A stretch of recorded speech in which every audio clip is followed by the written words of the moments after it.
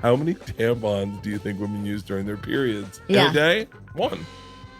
What? Yeah. You put it in, and then you're clogged up for the day. And then in the morning, you change out and do a clean one. Oh, right? My right? fucking God. This week, Tops Off World Tour is at Red Rocks, Vail, Colorado, Hollywood for 2 shows. Jacksonville, Mobile, Abbotsford, Seattle, Portland, Milwaukee, Cincinnati, Nashville, Little Rock, Springfield, Philadelphia, Norfolk, Winston-Salem, Fairfax, Roanoke, Rochester, Worcester, Newark, Providence, and Albany, New York, December 10th. I'm so glad to meet you. I'm so glad to meet you. So, I read your book a long time ago. Yeah, that's what he was saying. And I book clubbed it on my book club on my podcast. Nice. And I gave it to, we have a freshman in college, and I gave it to all her friends when they went to college. That's so cool. Because when I read it, I was 50, and I went, this would have been handy at 22. Right. And I made a mental note because that was a couple years before they went to college. And I was like, I'm going to get this and like a handful of other books and be part of their, and some food gift cards and go, bon voyage. Yeah. That's a good college. Good luck with the next steps. It's funny. I've done women's conferences for a long time, and there is such a dramatic age difference. You'll have women who are literally in their 80s, and you'll have people who brought their middle schooler. And it's so cool across the board, the women who are older, who are looking at a middle schooler going, damn, if we had had this info back then, it would have saved us a lot of time and a lot of pain. All women had back then is, are you there, God? It's me, Mark. Right. That's what I remember being jealous. Which was fabulous, by the way. Did you see the movie? Yeah, I loved it. It's so good. I loved it. All right, hold on. We have a We're lot of already in a weird bros listening to conversation. this. Yes, don't worry. So I want to make sure that I told Rachel, this is Rachel Hollis. She is a author, best-selling author. She is a motivational speaker, podcaster, motivational speaker. She is a very important person in my life. I love her podcast. I do. You end up sitting with some of the coolest fucking people. I don't know how you get your bookings, but you sit with some of the coolest people and have some of the coolest conversations, of which I've reached out to a number of them to get them on my podcast. You are a great sifter of snake oil salesmen. Like, you do not get the bullshit dudes out there that are hawking snake oil. You get good ones. We talked about that downstairs. But real quick, to all the bros in here, give them like your 2-minute elevator pitch of who you are, why you are important to them, which I can help explain, and why they should listen to you. Oh gosh. Well, and put your ego in your purse. Let it flow. I know what I have to say to that. So when you're done, I'll answer for you. Well, I think for me, based on who I assume your audience is, just dudes that look identical to me. Right. But at the same time, you have a sensitive side. So they're, for sure, you're attracting men who are along the same lines. Yes. Like, it just would be the case. Yes. I think that we all probably grew up in maybe some similar circumstances. I feel like because your family Southern? You grew up in Bakersfield. She grew up in rural Georgia. You guys are identical. Right. We're very similar. So I grew up in a family and an environment that didn't talk about your feelings. Personal development was not a thing I had ever heard of. Very faith-based, like God's gonna fix everything. Pentecostal preacher's daughter, Pentecostal preacher's granddaughter, and really hard childhood and environment. And so the only thing I knew in my head as a little kid was, if I could get myself out of here, if I could get out of this place, then I could get somewhere that maybe I could make my life better. And I thought I would do that through hard work. My grandparents are cotton pickers. Literally, that is what they did as a job. And so I just thought, man, if you work hard enough, you can make your life better. Oh, this sounds identical to you. Keep going. No. She has a Lowland Scott mentality. It's like, just work hard, and that is the answer. Keep going. And it's, by the way, it is not the fucking answer. It is not the answer, but it did give me like, hey, I moved to LA. I got 3 jobs. I figured out, I got myself out of that environment. And at some point I started to understand that all the stuff I wanted to know how to do, have a business, work on my mental health, work on my, make more money, anything, was in a book. Truly. Like, I at some point realized, holy shit, the library has the answers. And the library was all I could afford because I didn't have money to buy books or take a class.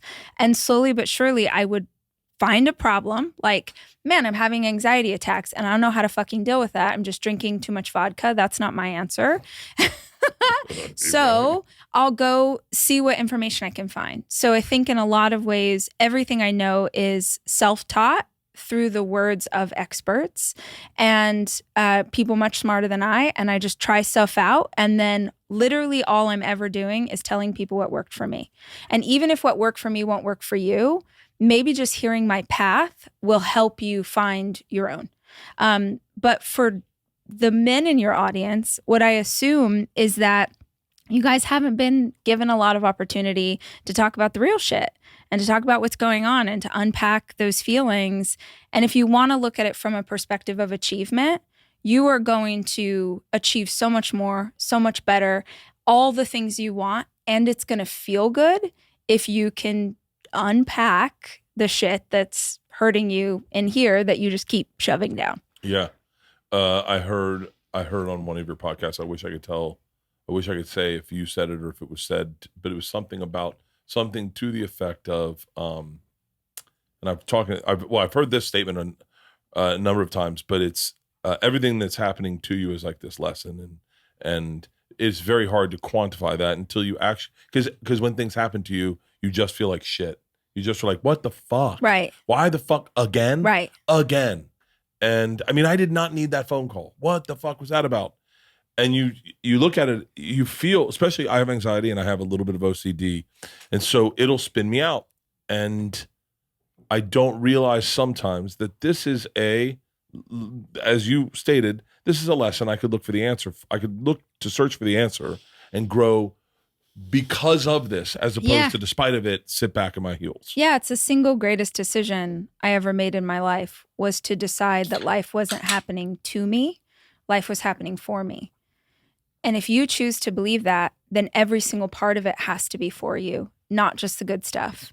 And if you believe that it's for you, then you will find meaning in the shit. You'll find meaning in the grief, in the loss, in the trauma.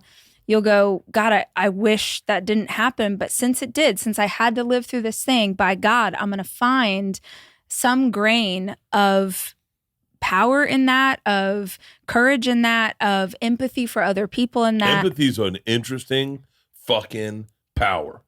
I get it when I smoke weed. I get empathy. Really? Yeah, I get empathy. And I don't normally I'm an empathetic person, but I find I'm way more empathetic when I get high. Why do you think that is? I don't know. Do you feel like some sort of barrier comes down? I can get high and examine it right now. Okay, great. Let's see that in real time. I don't know. I just become empathetic. I go like, oh man, everyone's struggling. Like why? Like I wonder why that is, because then that's you not being self-focused. That's being other focused, which is very healthy. You shouldn't always be other focused, but you definitely could tip your scale that direction probably more often to be other focused than self. Now you tell the listeners why Rachel's important. You just said I would like to. I've completely forgotten now because I have a menopausal brain. I think you're important because I know from my podcast, this is not my podcast, obviously. But I brought her here because I'm emotionally not intelligent. That's not true at all. That's true. actually not true at all. I'm emotionally, I'm what they call a soft narcissist. So if the conversation, his tell daughter, me about your childhood, our daughter calls but me I'll tell you about mine first, and then I won't let you answer my question. So much like now, where he said, "Tell her why you think." Now let me talk about what I think. Yeah, same. No, what I was going to say is a lot of the people that listen to my podcast are men. It's like predominantly men, which I found very shocking because I don't talk about men stuff. I talk about women stuff.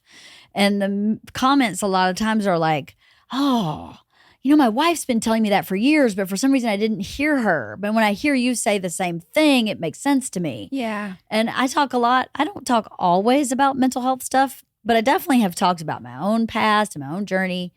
And I think sometimes when you hear it from a friend or someone close to you, a spouse, a sibling. Or someone else. Like I say this as a compliment. You have a lullaby voice. So like I like listening. So I listen to history podcasts exclusively when I sleep. But I'm also a subscriber to your podcast. Sometimes, like I just told you, the one with Todd Herman came on in the middle of the night for me, and your voice is extremely melodic. Thank you. Like it's a very soft, very pleasant voice, and you're a good listener. But when you come in, You definitely make me like go feel relaxed. My anxiety's gone. It's a great podcast. It's a great podcast. It's a fucking fascinating podcast. But I do think that like when you hear things from other people, that it's like that old adage. If someone says you have a tail, fuck them. If 2 people tell you have a tail, they're teaming up on you. But if 3 people tell you have a tail, turn around. So, but when you hear it from another outside source, you start going, shit, my wife said that. Right. Fuck, maybe my wife's not, because it's so easy to dismiss your wife. And it's so non-confrontational. Right. To hear it in a podcast or to read it in a book, you have the space to process it on your own terms. And you're not face to face with that person who may be telling you the same thing. Yeah. Which now you have all this other stuff going on in your head and, nuances that you read into that aren't really there maybe. And I also think it's cool if you're 25 and you're listening to this. I don't know the right way to tell you this analogy, but you're getting the map of how to break into the bank. Like you're hanging out with chicks that have lived the life that the girl you're dating is trying to figure out for herself. Well, I always worry about, I think about this. I have 3 sons, and my second son is the athlete. He's like a guy's guy. He's super bro, right? He's 15 and he's a bro. I fucking love this kid already. You would What's die his for name? him. Is it Jackson Sawyer. or Chase? Sawyer. Oh, fucking Sawyer from Lost? Oh. Exactly. Actually, the oldest is Jackson, and the second one is Sawyer. So that was a good guess. But yeah, Sawyer, my thing for him is you have to have female friends who you do not want to make out with. You got to be friends with girls. It's so hard at that age. I know. Can I just finger a mom? Yeah, like you have to have it's going to change your entire perspective about women. It's going to change your perspective about how you show up, how you talk to other people, see the world through their eyes, which you don't already. And I think if anything, the podcast and even the books, which are definitely stories of my life, so they're about being a woman, this shit's real. It doesn't matter who you are or what age you are. We're all working on our stuff. We're all trying to figure things out. We're all in pain. We all have memories from our past we wish we could let go of. Like, that stuff's universal. So as much as, yes, I'm doing it through the lens of a melodic podcast voice, I think it works for everybody. You're a really good listener. Yeah. Like, well, I don't listen. Oh, I'm not even letting you talk. I'm a really bad listener. He's an occasional good listener. I'm a good listener if I like. Sometimes if I'm interested, I'll listen. Like, but I'm not. So I don't get interested all that often. Well, he listens. That sounds horrible. But like, sometimes I'll have people on and I'm not good at going like I'll tell you why. And I always sing his praise. But Rogan's one of my favorite interviewers. He's an incredible interviewer. Because he doesn't mind letting you die on the vine. Yeah. And he'll be like you'll say like, yeah, I had this great UFC joke. I don't think you like it. He'll go, why wouldn't you think I'd like it?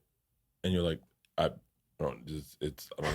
And you're like, man, I thought we were having fun. Or are we not having fun anymore? This is pretty aggressive. But he doesn't mind holding you to a truth in the moment and letting you defend yourself or explain yourself. Or he's a very curious person. I've always thought that about him. Probably out of more than anything, he is the most curious human being I've ever met. But I don't like that. I don't do that. I don't like it for me. Like, I'd rather just go like, if you're struggling for an answer, I'll answer for you. Pull up all of Rachel's books before we get into dying to talk about Pentecostal preachers. Oh, man. Halston's family is Pentecostal. Oh, he wasn't allowed to read Harry Potter. Of course. Wait, what does Pentecostal mean?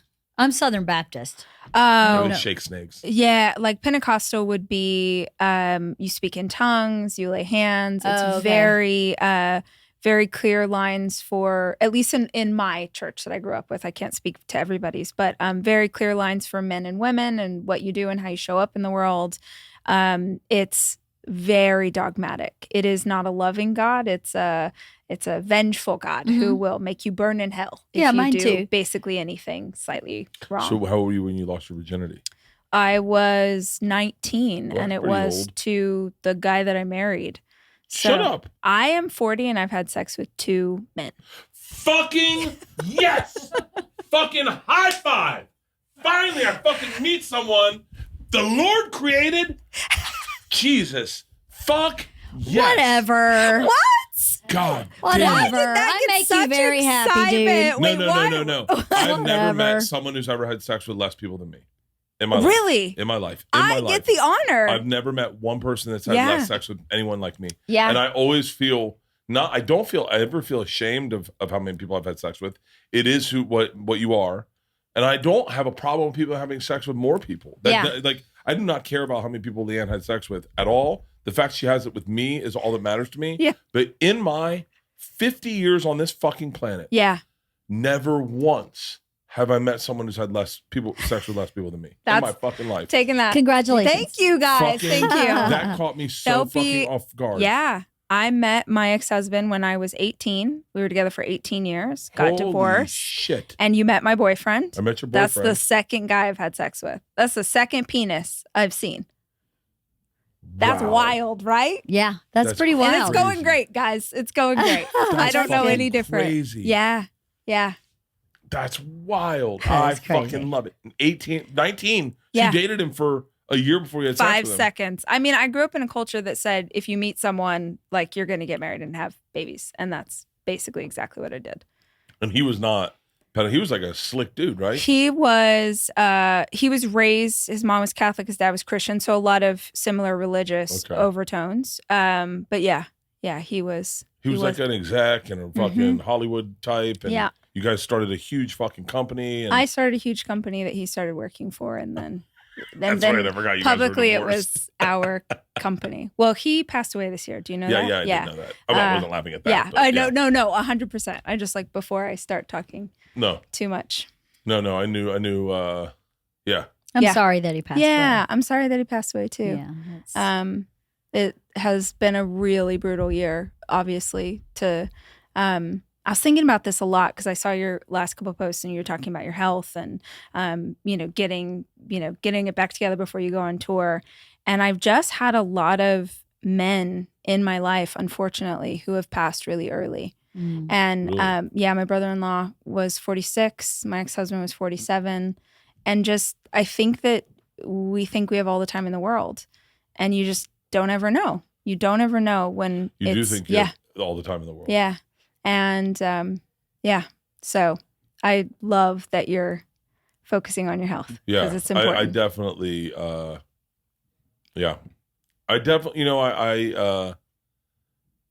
I think I'm hyper aware that it doesn't last forever. Mm-hmm. One of my lasting thoughts, and I've said this too much on the podcast, but I will say it, continue to say it, because more people need to hear it, is one day it does just go black. Yeah. It does. And then slowly people don't think about you every single day. And then one day everyone goes, yeah, whatever. Oh, fuck, he's dead. And then they're like, shit. And you become like a moment at a party where they're like, shit, that's fucking crazy. Hey, do you guys want to get tacos? And that is how life works. And so if you don't make a mark on this world while you're here, I believe that's my purpose, is to leave an imprint. I just want people really to think fondly of me when I pass and go, man, wouldn't it be cooler if Bert was here? Like, I think about Ralphie a lot, like, especially when I'm writing jokes. I go, oh, I miss that guy. Ralphie May was a great stand-up. I think about a lot of people that we've lost. Greg Giraldo, how funny he would find this business. I think about Patrice O'Neill. Like, who would he like and who would he hate? Like, because everyone loved him, but a lot of the people successful, Patrice would hate. He would really fucking hate. And so I think about the people we've lost a lot, probably more than I should. But yeah, I've been really lucky. I haven't experienced a ton of tragedy, and I'm just trying to get myself healthy too. Because we were supposed to drink on this podcast. I know. I've never had a drink on a podcast before, and it was going to be, but we'll do something else. We'll have a happy hour part some other time. We'll do another one of these. I would love to bring you on as often as you'd like, because I do think there's a lot I want to know about you before we move forward. I want to talk about your books, but there's a lot that I do think, it is cool that when I set up to do your podcast, LeeAnn's like, that's the book I read. That's the book I bought all the girls. That's the one that I sent them to college with. And I was like, oh, I got to have that brain. I got to have that brain around me. And so I started listening to your podcast, and I was like, and you're just a really great podcaster. So I was like, yeah, so we can do this as much as possible. Yeah, I think that there's probably the similarities there, or the reason that the book that you read was my 6th book and the 5 before it nobody had ever heard of, is because I'm writing about personal development, but I'm doing it through the lens of like humor. Yeah. I'm trying my best to be funny. I'm telling you things that, women aren't supposed to say. You're not supposed to talk about back fat and the hair that grows out of the mole in your butt. And you're not supposed to talk about, I'm doing a podcast tour right now. And I'm like embarrassing the audience, which I've never done before. Cause I'm just talking about like my period and getting bikini waxes, and they unintentionally bring their husbands who are like, die, like kill me. Why am I here? Like I just, was on my period, and like men don't understand periods. You do. Well, maybe you, cause you have 2 daughters. Oh, no. I remember the day I found out that that you can't plan your period. You thought you could plan them? Well, I thought you would just be like, I thought it was like taking a shit. Like you'd be like, God, can you imagine how great life would be? Or I don't know if when you were done having kids, you could just stop. No, like men have no fucking clue. You guys think that like, oh, you get your period, it's a little drip, just tiny little drips of blood. No, we are passing clots. Clots the size of a chicken McNugget. Exactly, but you do need to know that. You mean because like, I'm taking iron just to live over here. Right? And we're just, does that really gross you out? No. Okay. Just a clot. I remember when I was a child, did you ever hear this story? My mom was running upstairs and I was trying to get her to do something. I do know the story. My mom is such a piece of work. She comes in the house and I'm like, Mom, I need to get homework. I need to get something. What are we doing for dinner? And from the top of the stairs, she goes, I have period blood running down my leg. Give me a minute. And I was like, Good for her. She trumped you. I didn't know. I remember Jenny Molin told me a story about being in a pitch meeting in white jeans and getting her period on the couch and ruining the couch. And I went, that could happen? Yes. Yeah. And not like just in 8th grade. That could happen Forever. To us right now. Yeah. Right. Well, not me. I'm in menopause, but yes. Oh, I'm so jealous. How's that going for you? It's going great. It has its moments of, and it's rough sometimes too. It just depends. We love Last night I had a hot flash in the middle of his show, and I was like, thank God I brought my fan. I don't go anywhere without a fan. Yeah. And I was like fanning myself. You're like an old church lady now. Yes. It's ridiculous. But. Wait, I feel like you would have the most information about periods because you are surrounded by women you love. I did. I know enough about periods, but I know they just show up. I thought they either showed up in the night while you were sleeping. No, I think that he has like a 5th or 6th grader's knowledge. Okay. I think most men do. Stuff. And this feels so wildly unfair. This is going to be graphic, but he thought if a woman is wet down there, they're turned on. Yeah. Like I'm sitting at the library reading a book and I'm wet panties. I definitely want to have sex right now. Well, yeah, that's why that happened. No, that's not true. That's not true. Wait, do you have a cold or something? God. Wow. Yeah, I have a cold. No, that's not Thank true. God that sex education really is working in America. I went to an all-boys Catholic high school. Oh. In 9th grade, we watched the 3rd trimester abortion in class. No, you did not. Oh, yeah, where they take apart the baby. We watched like a real video. Oh, they brought it in, rolled it in, and they were like, "Gentlemen, this is abortion." Click, and we watched it. And at first, we're joking for kids. We're 9th grade. It's all boys Catholic high school, and we're like, please say this isn't Halston typing this. Is this Halston typing? Thank God. What's wrong? The question showed up and it said, "How many tampons do you think women use during their periods?" And I was like, Halston? In a day. It's going around TikTok in a day? 1. What? Yeah. You put it in and then you're clogged up for the day. And then in the morning you change out and do it clean 1. Oh, right? My right? fucking God. 4 hours. 4 hours. Wait, you put them out, you change them every 4 hours? First of all, if you're peeing a lot, you're probably changing more than that because different hole. Different hole, but it's getting wet. Wait, there's a string that hangs down that you pee on. Hold on. And now you got a wet string in your panties. Tuck the string up. No, right? it's not how it works. Yeah, I have done. I'm not gonna lie. I have tucked the string before, but it's still not as. Wait. It's not what you want it to be. Hold on. It's not what you want it to be. So every 4 hours you got to change tampons? It's more than that. Or you get toxic shock syndrome. Yeah, which is really fucking dangerous. Really? Really dangerous. And now, hang on. Okay, I here's will, a weird question. To be honest, though, I did lose a tampon in my body once. That has And happened. you still haven't found it? No, I found it. Oh, okay. I found it. Things go rotten if you think about it. Fuck. I have a friend that Do you that know happened how many to tampons too. I have inside me right Yeah, now? I know. You know what? I would have a plethora of tampons. Just be, where I'd be like, blow fucking like this. high school prom? Right. Whoa. Right. Yeah. I had a friend who had one in, forgot she had it in, put another one in, I think that's what happened to me. and Yeah, then had was to a get it double up. like Oh the, my God. And if Yeah. you've never Had to pushed take a it out. baby out of your body, you don't understand that you could double one up, but you can because it's not the same as it used to be. I don't know where a tampon goes. Fall is here, and that means one thing. It's time to break out my favorite jeans, t-shirts, and sweatshirts from True Classic.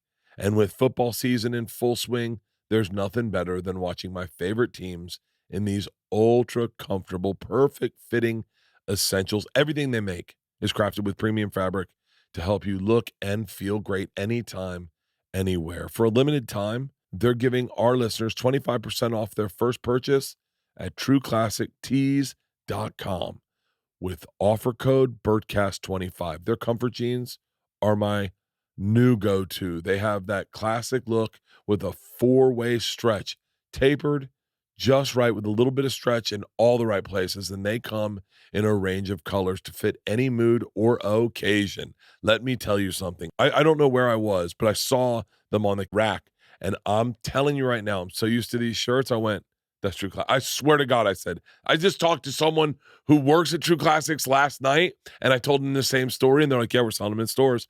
I saw the fit, I went, that's True Classics. And I was like, dude, nice in the arms, a little looser in the belly. So if you're ready to make the easiest summer upgrade, shop right now at trueclassictees.com and save 25% off with code BERTCAST25. This fall, step into a world of style and comfort with True Classic. Prize Picks is the largest independently owned daily fantasy sports platform in North America. They are the easiest and most exciting way to play daily fantasy sports. It's just you against the numbers. Instead of battling thousands of other players, including pros and sharks, you pick more than or less than on 2 to 6 players, stats projections, and watch the winnings roll in. Quick withdrawals, easy gameplay, and enormous selection of players and stat types are what makes Prize Picks the #1 daily fantasy sports app. With the Prize Picks reboot policy, your entries stay in play even if one of your players gets injured. For NFL games and CFB, top 25 matchups. If you have a player who exits the game in the first half and does not return in the second, the player is rebooted. Prize Picks is the only daily fantasy sports platform with injury insurance. Let me tell you something. If you love fantasy sports like I do, this is your go-to. I'm telling you right now, it's so easy and it makes your Saturdays and Sundays so much fun. All you have to do is go to prizepicks.com/Bert and use code Bert for a first deposit match of up to $100. That's prizepicks.com/Bert and use code Bert for a first deposit match up to $100. Prize Picks, daily fantasy sports made easy. Does In it your go vagina. like no, It goes where stop. you're- So does it go so this is let's say this is the outside of the vagina, okay? Okay. Like this is the like outside. the lips. Yeah. Oh, okay. And so does the tampon go It like goes where your hang on, penis hang goes. on. No, does it go like Same as your penis. this? Yeah. Or does no. it go like this? Do you know what it's shaped like? It's shaped like It's this. shaped like a cotton. It's shaped like. No, do you I know, think I it know, goes but- in like this? So then how does a girl who's a virgin put a tampon in? Well, that used to be the Oh urban my legend. God. The urban legend used to be that if you put a tampon in before you had sex, you would not your be a virginity. virgin anymore. They wouldn't let geishas do it. Yeah. This is taking Inserting wild something in your turns. vagina does not make you no longer a virgin. Right.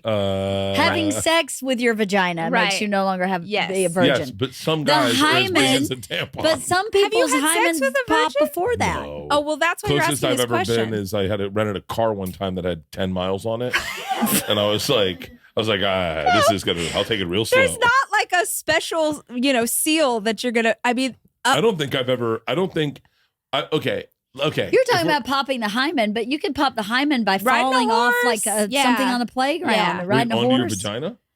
Yeah, it's the hymen is like a thin layer of skin. Don't pull up a hymen. Oh my! How much you want to bet we get a banker in New York? This is Ronnie Hyman from Hyman University. It's just tissue. Yeah. Yeah, it's like it was supposed to, I think, like help things stay clean once upon a time. That's right. When you were growing, you're supposed to. Yeah. It's kind of like your tonsils. You don't need your tonsils when you're fully grown. At a certain age, you don't really need that anymore. It keeps germs and bacteria out of your vagina. Oh, okay. But you got to change a tampon all day long, man. And sometimes you bleed out.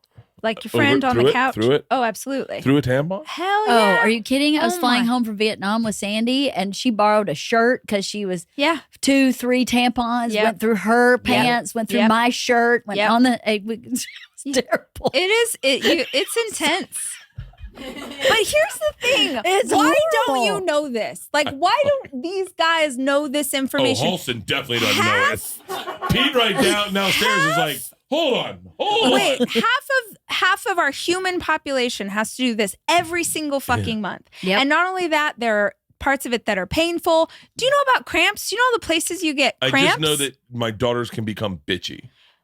But do you know why? No, yeah, because when that happens, they just get bitchy. No, but do you know why they get bitchy? No, I don't know why. I just know that they get bitchy. Because your hormones are all out of whack for that time. And you can't control your hormones. And if you have cramps, they can be in your stomach. They can be in your back. You get really bloated. They can be in your butthole. Butthole cramps. Yes. So painful. You get a headache. Are you serious? Yes. You can have cramps on your vulva, in your boobs. They should make a period pill they can give dudes so they can just experience those cramps once. I would pay $1 million. I would love that. Because I hear that. It's almost like when you hear someone... cramp in your weenus? Yes.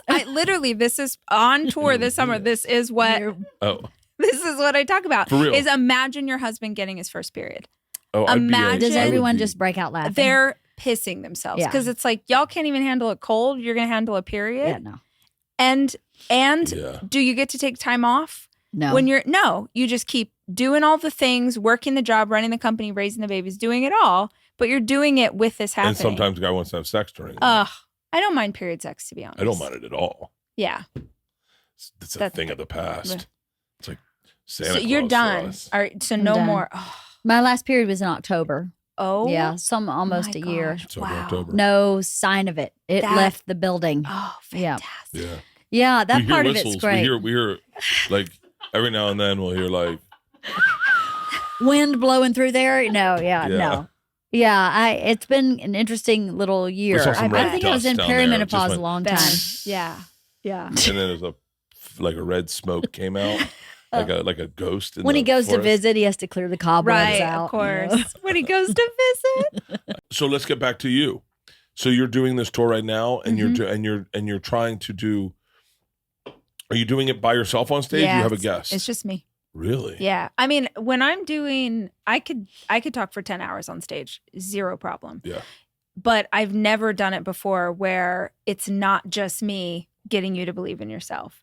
And so what I'm finding is that the jokes are like they're laughing in spite of themselves, which I find hilarious. They're like embarrassed to be laughing. And then when I bring it around to like, now let's talk about how this applies to your real life and why you're not pursuing your dreams, the energy of the room comes down, right? Because we've got to get more serious if we're going to unpack that. And what I'm struggling with is it possible to make you laugh, bring the energy down, make you laugh, bring the energy down? Like that's sort of the crux of it now. I don't know if it should just be an hour of straight funny stories and then go into. Well, how? So okay. Let's start this way. What is the reason most people aren't achieving their dreams? Do you know? Or if you had to guess, what's the number one reason? I would guess procrastination. I would say it's more core than that. It's the voice in the back of your head. Saying you're not worth it. Saying you can't have this, you're too old, you're too young, you're stupid, you're not. It's whatever. We all have our own version of that. But that voice is louder than this. And so I think oftentimes my work is me trying to be louder than the voice in the back of your head, is to give you honestly, what they're wanting is, this sounds so stupid, but they want permission. Because I do a Q&A at the end, and every single woman that stands up is essentially asking me for permission to do the things she wants to do. And I'm like, yeah, leave him. He sounds like an asshole. Or, start the business. You're well qualified. You've done this for 20 years. That is so insightful. We'll talk about a friend of mine. Let's call her Kelly Kemp. And that's LeeAnn's Christian name. And she and LeeAnn, for a very long time, had this hard work mentality of like, if I get up early and I start my laundry now and I get the kids ready for school and I clean the kitchen and I get all the bills, but like if I do all the hard work, I don't have to focus on me. And then at one point we had this guy named Javier come over and talk about what she wanted. And she said she wanted things, or certain things she wanted, but in a weird way, she was like, who am I to ask the world for those? Like, if I'm being full disclosure. Who do you think you are? That was the voice in my head. Who do you think you are? Who do you think you are thinking you can do that? Yeah. You don't deserve that. Why would anyone listen to your podcast? It was specifically, who do you think you are? Yeah, that's a big one for women. Mm-hmm. It's who do you think you are? It's the imposter syndrome of like, oh, if they only knew me, they'd know that I'm not that smart, or I'm not that great, or I'm not this or that. Mm-hmm. It's not just a woman thing. I think this goes both ways. But who are you not to try it? Why not you? Right. Why fucking not you? Why not you? Why not you? That's the fucking thing. Why not Jair Rodriguez? It was his name, not Javier. Jair. Hold on, write down imposter syndrome. Why not you? Why not you? I've actually said that. I've been forced to say that to myself a bunch, where I say, "Why? How come I get to experience this?" But it's so true. Where I go, so okay, like I saw this documentary on Sierra Leone, and it was like these kids are 10 years old and they're using heroin to get through their day. And I'm like, okay, how come I get my dreams to come true and this poor kid's got to do heroin? Right. Why me? Like, what did I do to deserve this? I think imposter syndrome is fucking bullshit. I think if you don't have it, then you're a phony. That's my new thing, is that imposter syndrome is natural. Yeah. It is normal. Absolutely. If you don't have it, you're a fucking sociopath. If you're not going like, I'm not worth this, I'm not good enough, people are going to find out I'm just a regular person one day. I'm in a nice car. I do this all the time. I'm in an expensive car. Why? I didn't do anything different than everyone's getting up and busting their ass. I have so many feelings about this. I sit in comedy clubs with dudes that I started with that are not making as much as me. And I sometimes cannot go. Sometimes you can go, clearly the guy's got a drug problem. He's been in his own way. Clearly the guy's got a problem with pussy. This is his problem. I see his problem. Clearly the guy has a problem with boundaries. He's a fucking total asshole. This guy's a fucking lunatic. By the way, I've seen those lunatics succeed. Lunatics. Fucking lunatics. Fucking boundary pushing fucking lunatics succeed. And then you go, well, that makes sense. But then when a good guy succeeds, part of you, if you're a normal person, sits back and goes, well, why me and not him? Why me and not him? We're both very talented. We both showed up sober. We both did the work. Why me and not him? And imposter syndrome is a natural reaction to success. I believe anyone that doesn't have it, those fucking people are sociopaths, and they don't have it. And I know them. I remember they were like, I deserve this. No, you fucking don't. Like, no, that's one of my hangups is like, I deserve this. This is my time. What's a lack of humility or empathy? Well, I don't know that necessarily we deserve anything in this life. But I think we're all going to die one day. For you and for anyone else who's struggling with that piece of like, why me? Or the imposter syndrome of like, if they figure out who I actually am. I think that we forget that nobody knew what the fuck they were doing when they first started. Mm-hmm. Nobody knew. Like, I'm so grateful that you like the podcast. I've been doing it for 7 years. And people who see your career right now today and see the stadiums and see the work that you guys are doing with these tours, you have been working on this for so long. Mm-hmm. We're looking at someone else's middle and comparing it to our starting line. Right. Oh yeah, and people look at everyone. There are people watching you right now going, whoa, whoa, whoa, whoa. Who's this chick? Why is she there? They don't realize you've been busting your ass for your entire adult life to get to where you are today. Right. And they don't ever, it's so easy to diminish the work you've put in by going, well, I've never fucking heard of her. Yeah. It's so crazy that happens. I think a lot of people thought, I know a lot of people thought I was a dude on Travel Channel who became friends with Joe and then started stand-up. Not knowing I started stand-up when I was 26, got on Travel Channel when I was 36. I'd been doing stand-up for 10 years and then did stand-up all through. I think and it's so hard to, I was talking to LeeAnn about this today. I have a really good friend, possibly my best friend, who is dealing with something. And we were talking about it. And he said, I want to say something, but I can't. I feel it's crazy, the position I'm in. I just got to shut my mouth. And he talked about a lesson he learned very early in his career about speaking up for yourself versus not speaking up for yourself. And it was crazy. It was crazy to me that, I don't know if this is coming out right, but to advocate for yourself at a certain point in your life, you just got to stop and do the work. I think that's always the answer. Always. Yeah. Because I was going to ask when you said that, there are people who thought this or people who think, and it's like, who cares? Like if you obsess, and by you, I mean human beings, if we obsess over what other people are thinking or saying, it's going to stop us from moving forward, taking action, doing the thing that we need to do. If I'm here for any reason, it's just that I keep putting my head down and doing the work. Yeah. When people talk shit, I put my head down and do the work. When people have, theories or gossip or this or whatever, I just keep doing the work. And I'm doing the work now for the same reason as when I started, is I know the effect. I know that it's helpful. I fucking know that it's helpful because women come up to me every day of my life in grocery stores, at the airport, and they tell me they left an abusive marriage. They tell me they started their first business. They tell me they ran a half marathon.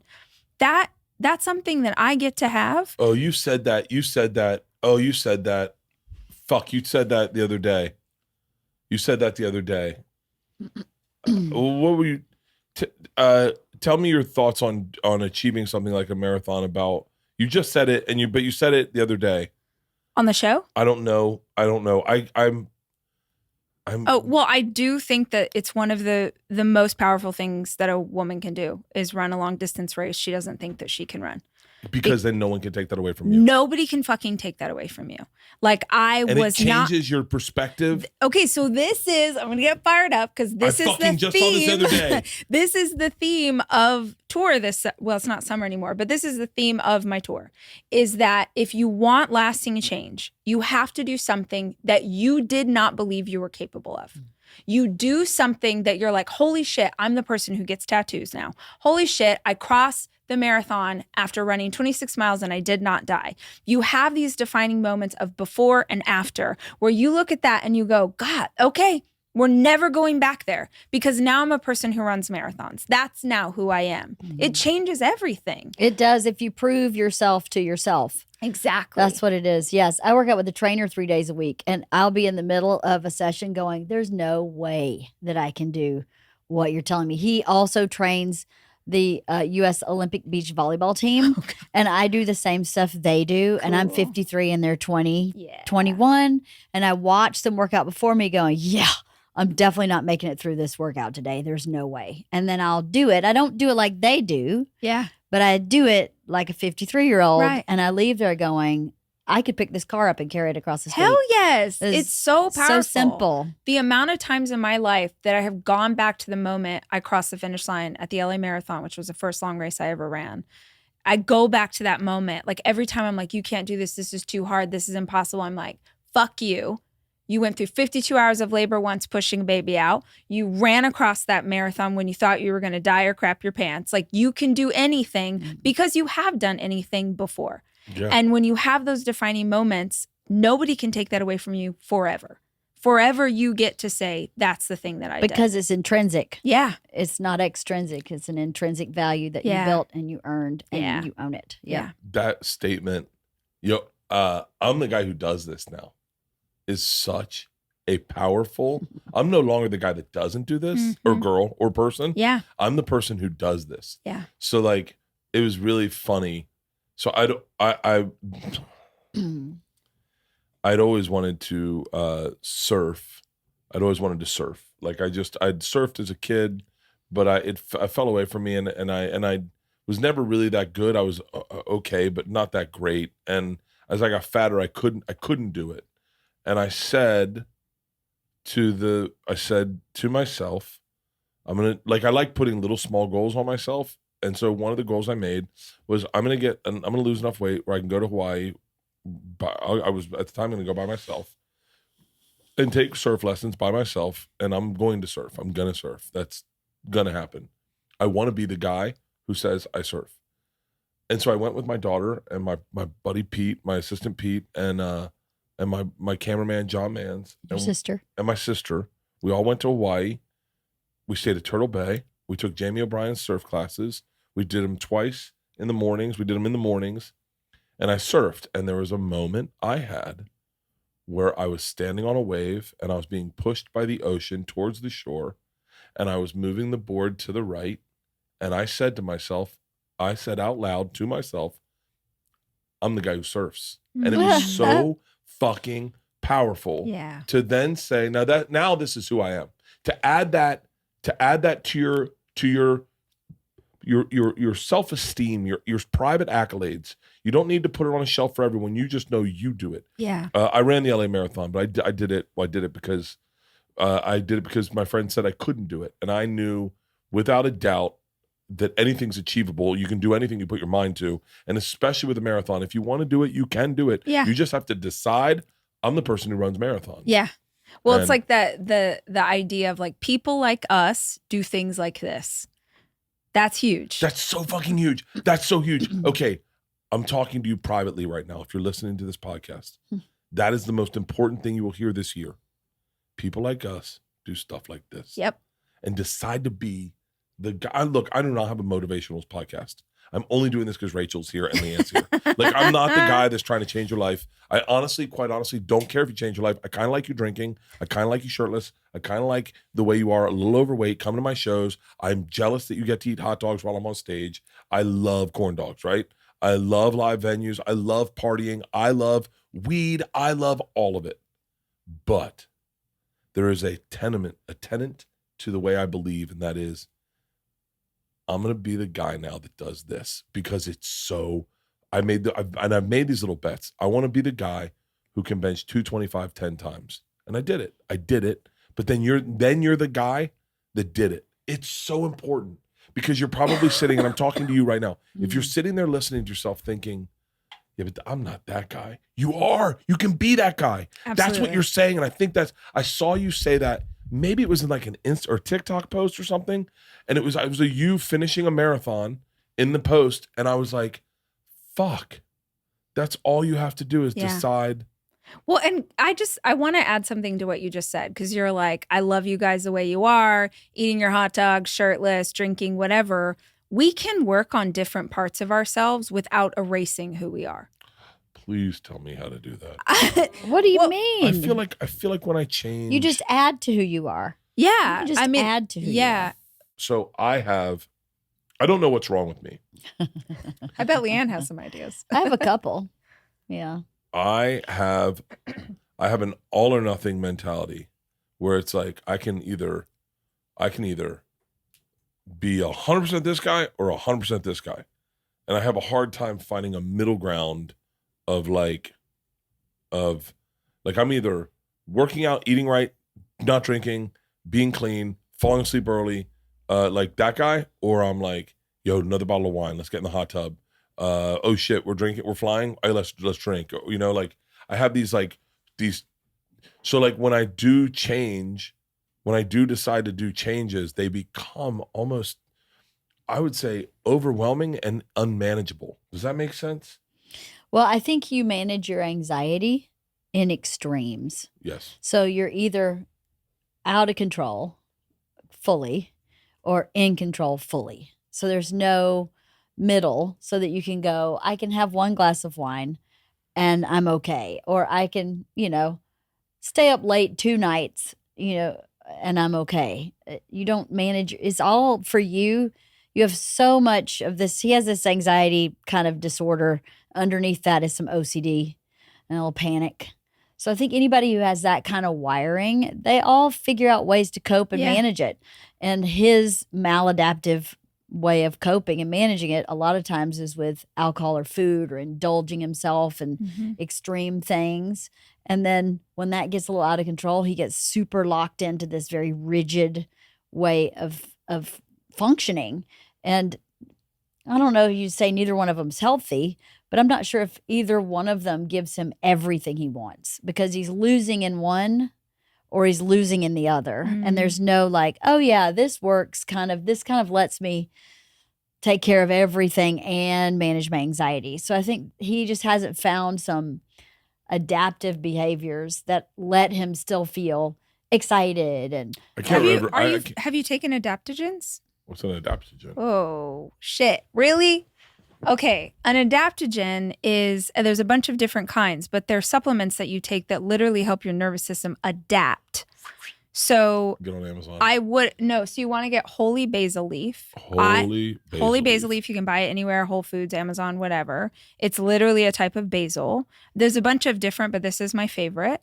I wouldn't be a functioning human if it wasn't for this supplement. Just eating basil? Yes, it's basil. So I take 1 pill every night before I go to bed because it does make me feel a little bit, not groggy, but like less energy than I would like. Yeah. And the way I describe it to people with anxiety is like, it's like you can still see what would make you anxious, but you're outside of it instead of inside of it.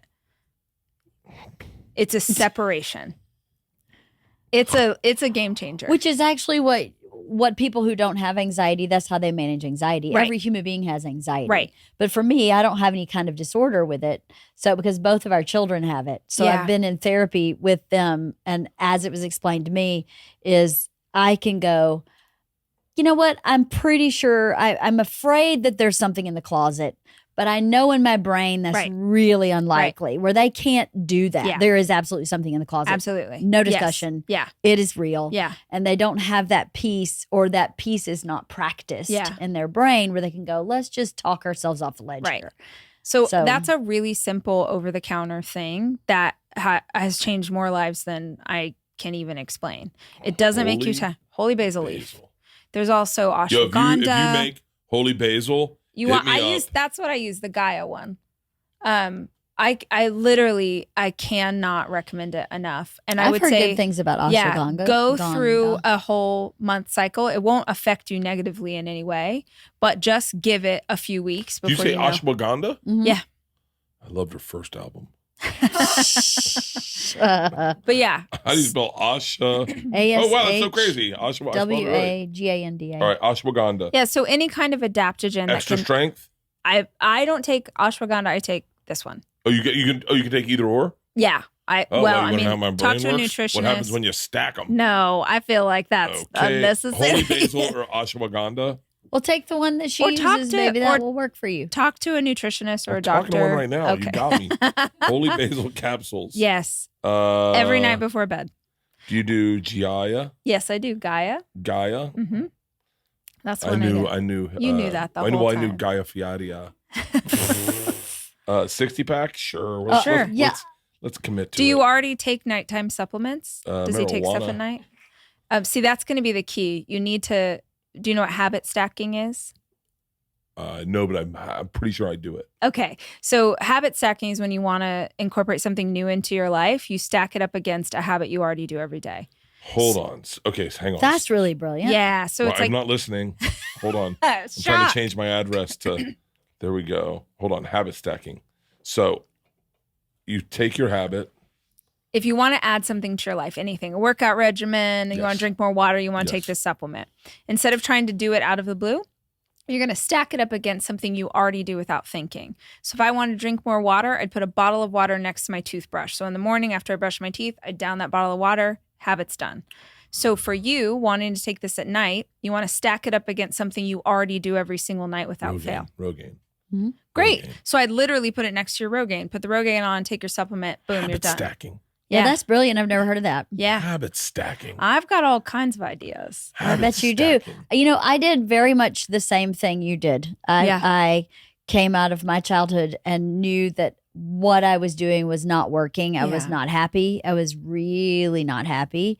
And I read every book I could get my hand on about how to change the way you think and perceive the world and how you function differently than the way I was functioning, because the way I was functioning was not working. So then you have to go, well, somebody else knows better than I do. So I just started reading all these books. That's so funny. To me, I think the exact opposite. Well, to me, I think no one's smarter than me. I'll figure this out. Do you really? I really do. Well, that's the dumbest thing I've ever heard. Thank you. Respectfully. That's so dumb. How can you be smarter than everybody? I call it arrogant. Well, you call it dumb. Arrogant. It is arrogant. It's arrogant to think you know more than everybody. Hold on. I look at, this is the wrong thing to say. Nope. I know I'm going to get slammed for this. But when I meet people who quit drinking and they're like, yeah, man, I just, got away from me. I always go, no, that's not going to happen to me.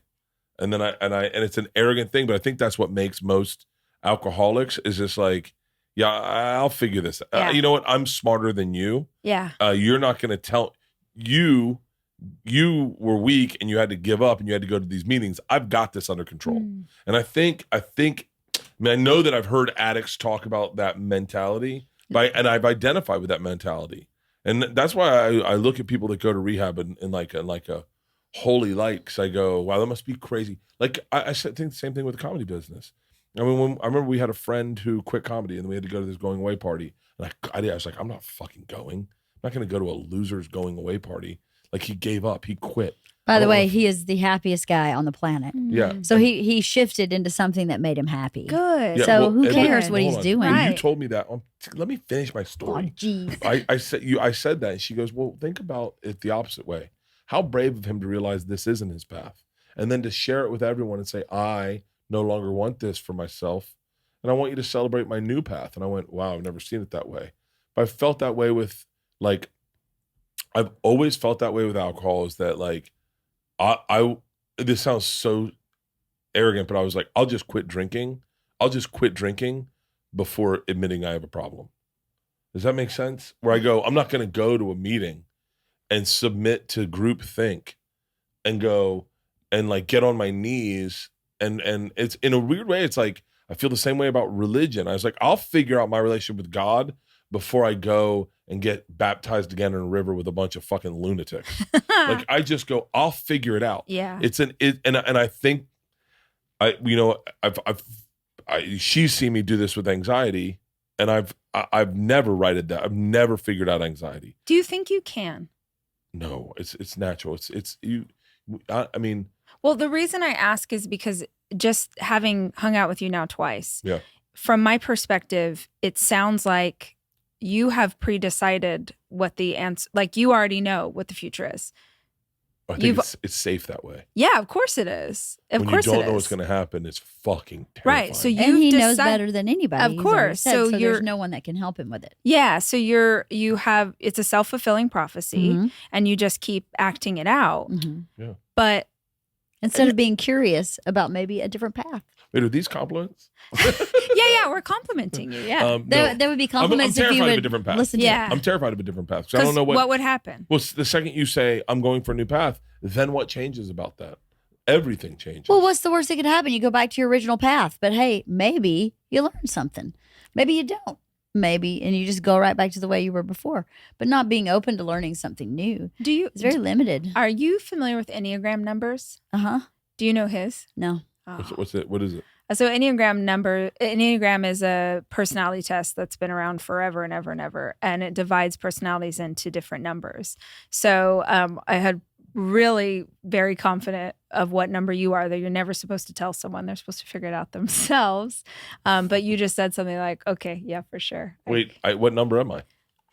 Do you know your number? No, I don't remember it. I did it a long Can I do it time real ago. quick? No, it's not a fast thing, but it will blow your fucking mind. You For guys real? should totally do this. I did it once and I was like, I think I'm half one number, half another. Yeah. So usually you're two numbers. Oh, you have your main number and then you have a wing. So I would guess that you're a 7, which is the enthusiast. I'm a hardcore enthusiast. But there's wings, right? So you're a wing in either direction of your number, and one wing would be the challenger. And then the other is, I'm forgetting what the word is for it, but it's like you like things to be the same way. You like the routine. You like the plan. You like knowing the outcome. And I'd bet that you're that. I like, I don't know if I'm a fan of change. I'm not a fan of change. I can tell you that right now. I'm not a fan of change. It's why I never had sex with a lot of people, is because I like to know what I'm getting, and I like to trust that it'll be there, and I like to trust in things, and I like to believe in things. I like to believe in your good. I mean, I've had business deals where I said I would rather get fucked over royally and blindly not see it than blissfully not see it than have to confront that person, because I would rather believe in people, and so do you think that the way, and please edit this out or tell me if I'm asking inappropriate questions. Okay, I have way overshared in life. So do you feel like the way that you are living in terms of your health and how hard you're pushing with your career is something that's sustainable? No, I mean, no, it's not. But it doesn't need to be sustainable forever. It just needs to be sustainable for the time being. That's fucking what they all think, man. What? That's what they all think. Who's they? All the guys that end up having a heart attack. Oh yeah, but I'm fine. I won't have one of those. I go to a cardiologist every 6 months. But like, is it stressful? No. Your life isn't stressful? I don't think it is. Hey, sweetie pie. What? Do you want me to keep my mouth shut in this conversation? I'll do that. Wait, what are you talking about? I'll do that. Is my life stressful? You keep telling her what you believe. Okay, you tell the truth, and then I'll course correct your truth. Your life sometimes is completely unmanageable for you. I get phone calls going, they're trying to kill me. There's a meeting all day, every day. I can't. Okay, I don't have any time.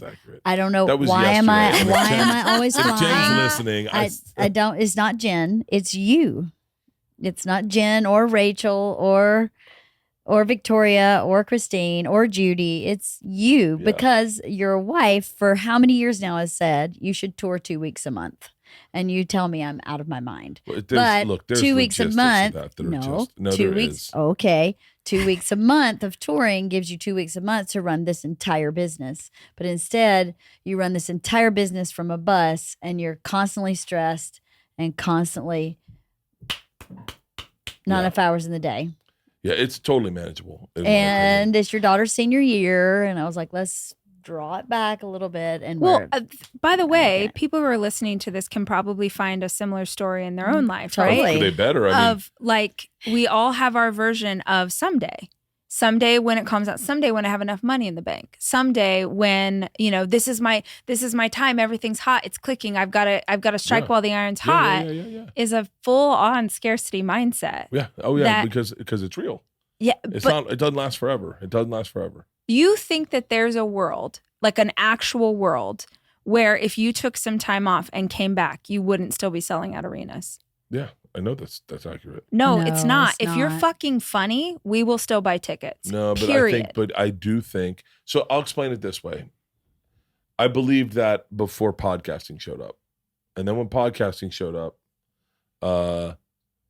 there was a trend in media that I noticed that was, you're my thing. Every Tuesday, I get a brand new one of you. Fuck yeah, I can count on that guy. Casey Neistat, he released a vlog every single day God for bless fucking him. ever. And I'm sure he's probably happier now, but he's not as red hot as he was. And when he releases a blog, they're good and they're great, but I know that, and I mean this respectfully, I don't go to him the way I did. I used to go to him every day and see what his what his day looked like. Well, I loved his vlog. I feel like that with Instagram. There's people who, or I definitely a podcast with Rogan, who is one of the biggest. He has echoed and said exactly what you just said to me more than any one human being. It's not sustainable. What you're doing is not sustainable. And I go, shine the mirror on you. You're doing 3 podcasts a week. You have a comedy club. You work for the UFC. You're on tour. You have a family. People so easily can say, maybe I don't know why it happened. It definitely, what you've said has been said to me so many times that it's like white noise at this point. Right now I just go, right now I have so many defenses for it. Yeah. Because I've heard it so much. I've heard it so much from Tom, from Joe. Well, it's probably people who are worried about you. It's people that are worried about me. And I think well, here's the thing with advice or with self-help or with people trying to help you. From my perspective, is you don't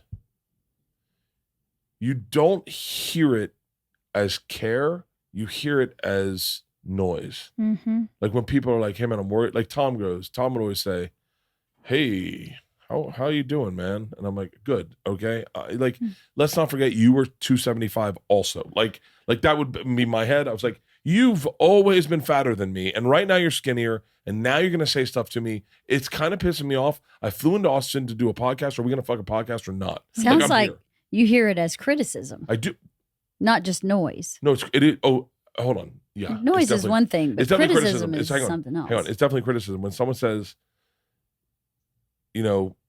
something about your weight, you hear it as criticism. You don't know. It's very hard for someone to hear something about your weight or your lifestyle and just hear it as love. There was a period where I had I had so many people reach out worried about me that I was like, stop, fucking stop. I remember telling one guy, you're not my wife. You're not my best friend. You're no one to me. Fucking lose my number and do not fucking call me. Maybe it wasn't the best way to approach that, handle that. But I was tired of hearing it because no one does that to the guy painting fences. No one does that to the guy fucking building houses or digging holes or the guys in the military. No one's like, yo, man, 8 months in Afghanistan, you need to take some time for yourself. They're like, dude, thank you for your service. Mm-hmm. And it's so in a weird way, I correlate my work ethic to anyone else's. No one looks at the Olympic athlete and goes, hey man, you gotta take some time off. What are you doing? Training every single day? What are you trying to kill yourself? And he's like, no, I'm trying to be the best thing I can be. No one says it to Aaron Rodgers or fucking Tom Brady. They're they just go. Well, I think for you though, it's not just the work ethic because that's something that anybody can admire. Oh, for me, it's the lifestyle of partying. Right. And it's those two things together because it's you could have one or you could have the other, but when you're doing both at the same time, it feels, at least from an outsider's perspective, like that's got to be really hard on your system. It's extremely taxing on your system. It's extremely taxing on your system. And I think that's why I say I don't know a middle ground. Right. I either go hard in the paint or I'm sitting on the bench. Right. Which is why one of the first questions I asked about this was, do you think that it's possible to have a life that's somewhere in the middle? Blokes is a modern health optimization service for men that is devoted to your physical, sexual, and mental health, all from the convenience of your own home. Blokes helps you test your hormones, consult with a board-certified clinician about your results, and receive a personalized plan and treatment specifically for you. Blokes makes it easy to test your hormones and truly understand what is happening in your body. Virtual appointments, no in-person office visit required. Blokes' safe and effective protocols are clinically proven to help you feel, function, and live your best life. Take it from a guy who is on testosterone and losing weight. I feel fucking great. I feel amazing. For me, it's a no-brainer. If you're listening to this, this is the way you need to go. I'm telling you right now, more comprehensive than you will ever find anywhere else. Blokes has you covered. If you're ready to step up your game and invest in your long-term well-being, head over to blokes.co/Bert and take the first step towards a healthier you. That's blokes.co/Bert and get 20% off your labs. I'm trying this fall. I think, I'm hesitant to say anything in front of my wife because she is the first one to correct me. But I'm trying this fall to manage a regular tour life like anyone else. Trying is failing. Okay. You're doing it or you're not doing it. I haven't done it yet. So this fall. You guys are never going to have me over to your house again. I love you, lady. Keep talking. So like when we say like, I'm going to try and do it, you've already lost it. Okay. You're not doing it. So this fall, I'm making a change in the way that I tour. Okay. This fall, people like us do things like this. This fall, there's a change. This fall, I am making a change. Yes. In my lifestyle. Yes. I'm making a change in my lifestyle. Yes. Can I just say, I think you just got snapped by the Snap Master. I love it. This fall, we're making a change with your touring. This fall, I'm making a change in my touring. Yeah. And you have it on video. You just keep saying it. This fall, I'm making a change in my touring. Yeah. And, but in between, there's a tour, right? You're going on tour soon. Yeah. Is there one thing that you could add to that tour, not take away, not deprive yourself, but one thing you could add that would be a healthier choice for you? I'm going to do this to the room. Pete, I need you up here. So I do work out on tour. So that I've already do that, but I used to tour with a trainer, and now we're not. Why? Because we have a different size bus. I know. You know how rich you are? We could figure that out. We should figure that. I reached out to someone yesterday, and that's not something new. That's something you've always done. So what is one thing you're going to add? I don't know. Some holy basil. I'll add holy basil, yeah. Next to the Rogaine, we have a plan. Next to my Rogaine. So wait, what could I add? What would be something to make you healthier? Well, I have a suggestion. What? We just you could add your keto meals that we have at home to your. So you eating keto? I could stay keto. Pete, there's too many women in here. I'm getting teamed up on.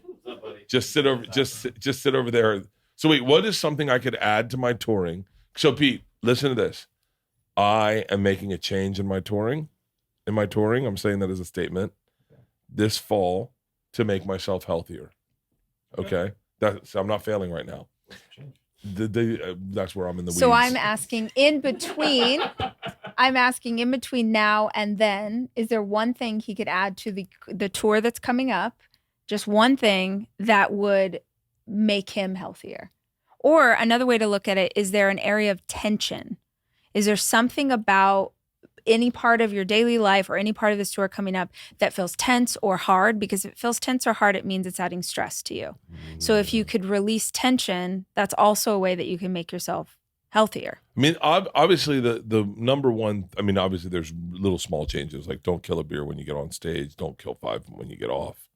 Like, you told me like through tears that you shotgunning that beer before you went on stage was like the joy of your life. So don't take that away. No, but I can't. I should. That's the one thing she'd take away because I was going up on stage. It's so fun to kill 2 beers, rip your shirt off, now and then watch a room pop. It was 2 beers. It was 2.5, 1.5 really. And so, but it's such a fun fucking moment. But I've never done that before. LeeAnn's like, the shirt taking off is the moment. Just don't fucking cloud it. The pop happened without that. The pop happens without it. So if you're looking for the pop was already there. Yeah. Until very recently, he never drank on stage. He only drank when the show was over. And then suddenly he started killing a beer and a half with a large Tito's and soda on stage. And then he's killing a beer or 2 after. Did that happen before the group tour? Yes. It happened. Okay. It happened when we started doing arenas. Was it? Where? Yeah, we started the arena tour. It's like, I felt like the arena tour was so big in nature that I wanted to provide something big. I have a very acute fear of letting people down. And so I want to make sure that if you come to my show, you've had the best night of your life. I want to make sure that, like, I've gone to shows. I went and saw, not to shade anyone, but I went and saw the Cold War Kids with LeeAnn one time. And I was really let down. There's nothing worse than when someone mails it in. Yeah. And it's I was like, so disappointing. they all sat in seats. They all sat in seats on stage. Mm-hmm. And I was like, Oh. Well, my point is the value added of killing all that alcohol in an hour and a half time period is not worth. Well, it's not gaining worth, all this weight. Yeah, it's not worth the gaining the weight and then fucking. You've drank 4 or 5 drinks before you start drinking, right. which is when and to me, that is unsustainable. Right. That now your liver is involved. Now you're having all these other problems that you never had before, and it's no mystery why. If you are 4 or 5 drinks in the bag before you get off stage, then what are you doing to your body? Yeah. When the pop that happens when your shirt comes off and the jokes that you write and tell and your persona on stage is enough. And you said when I first got here, you were like, I'm so clear. I am very clear right now. And I feel like that if I go a day and I don't have a drink, or 2 days, or hey, this week I'm not going to drink, I'm like, oh shit, this is what you feel like in the morning when you don't have vodka at night. You like, your head is so clear. Oh, you're so clear. I think I have this instinct to say, and I really want to be friends with you guys, so I don't want to hurt your feelings. Okay, great. Only my friends hurt my feelings. Okay, well, I have this thought that like, you think it's going to make me emotional. You think that why you're successful or why your fans, which includes me, love you is because you're the guy without a shirt on. We love you because you're a brilliant storyteller, because you fucking care about fiddling with the necklace until you have an entire show. We love you because you're excellent at what you do. It's not like, yes, you take the shirt off and you whatever, but it's not the party boy. That's not the only thing. That's like this. I can see that you're like, no, that's part of me is like, there's a little bit of like, we had a friend who made really great mac and cheese, but that's all she ever brought. She brought her mac and cheese, and at a certain point, we started making fun of her mac and cheese because she only brought mac and cheese. And then she stopped bringing mac and cheese. And everyone's like, yo, I wish we had never said anything about the fucking mac and cheese because we loved her mac and cheese. But we felt really bad. And then we would be like, hey, could you please bring your mac and cheese? She's like, no, you're just going to make fun of me. There's part of me where I'm like, I'm bringing the mac and cheese every day. And I do hear people say, dude, he's just the guy that brings mac and cheese. And I go, yeah, but I'm afraid if I stop bringing the mac and cheese, people are going to be like, fuck. I came for the mac and cheese. Yeah, but what LeeAnn's talking about, something you've added recently. Yeah. That's not, you can't equate that to part of the buildup of your success. There's certain things like I don't perform shirtless for anyone other than myself. Yeah. I am very comfortable shirtless. Yeah. I drink specifically for myself. Like I drink for me. I enjoy drinking. And when I usually for my whole career, especially any theaters I ever did, if I drank, it was, and Pete can attest, it was when I started The Machine on the second show. I never drank first shows. I didn't like to be, but when I started doing these arenas, it was such an event. It was such a buildup. You had so many people, you know, in order to do a tour successfully, I would look at it like in a real fucking Marine Corps mentality, no man left behind. Every show has to be a banger so that I can come back there and perform for that many people next time. And when you get to a place where all the people in the city are coming to one show, there is a pressure on you to make sure you deliver the best fucking show they've ever seen, because there's a lot of great comics that are coming through their city and all of them came to your show. Yeah. I remember we were in Tampa and I think we did like 19,000 tickets in Tampa. And Shane Gillis, one of my closest friends, was at the Tampa Theater and he did 2 shows. And I said to myself, because I know how talented Shane is, I need to give these guys a reason to make sure they want to see me again, because next time, in my opinion, they should see Shane. Like I remember thinking that. Shane came to our show and ended up partying with me. And I remember saying to him, you know, this is in your path.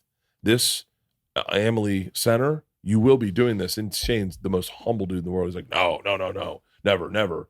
And I was like, dude, I know it as clear as I know that we will die one day. You will be doing this arena and you will be selling it out. And everyone that just came to my show one day will be coming to your show.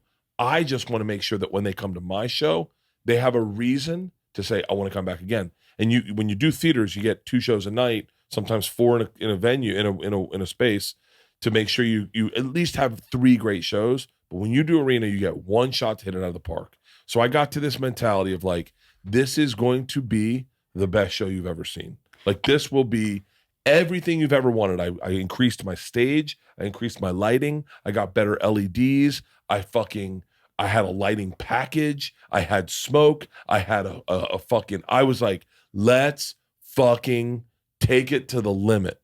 And so I think what got out of control with me was like, I think we did it in Boston was the first time I killed a beer. But you go to Boston, you murder 2 beers on stage. The place, I mean, it's so, look, I know that I'm talking about myself in the third person, but it is so fucking cool to go out, have a beer, almost like a pro wrestler.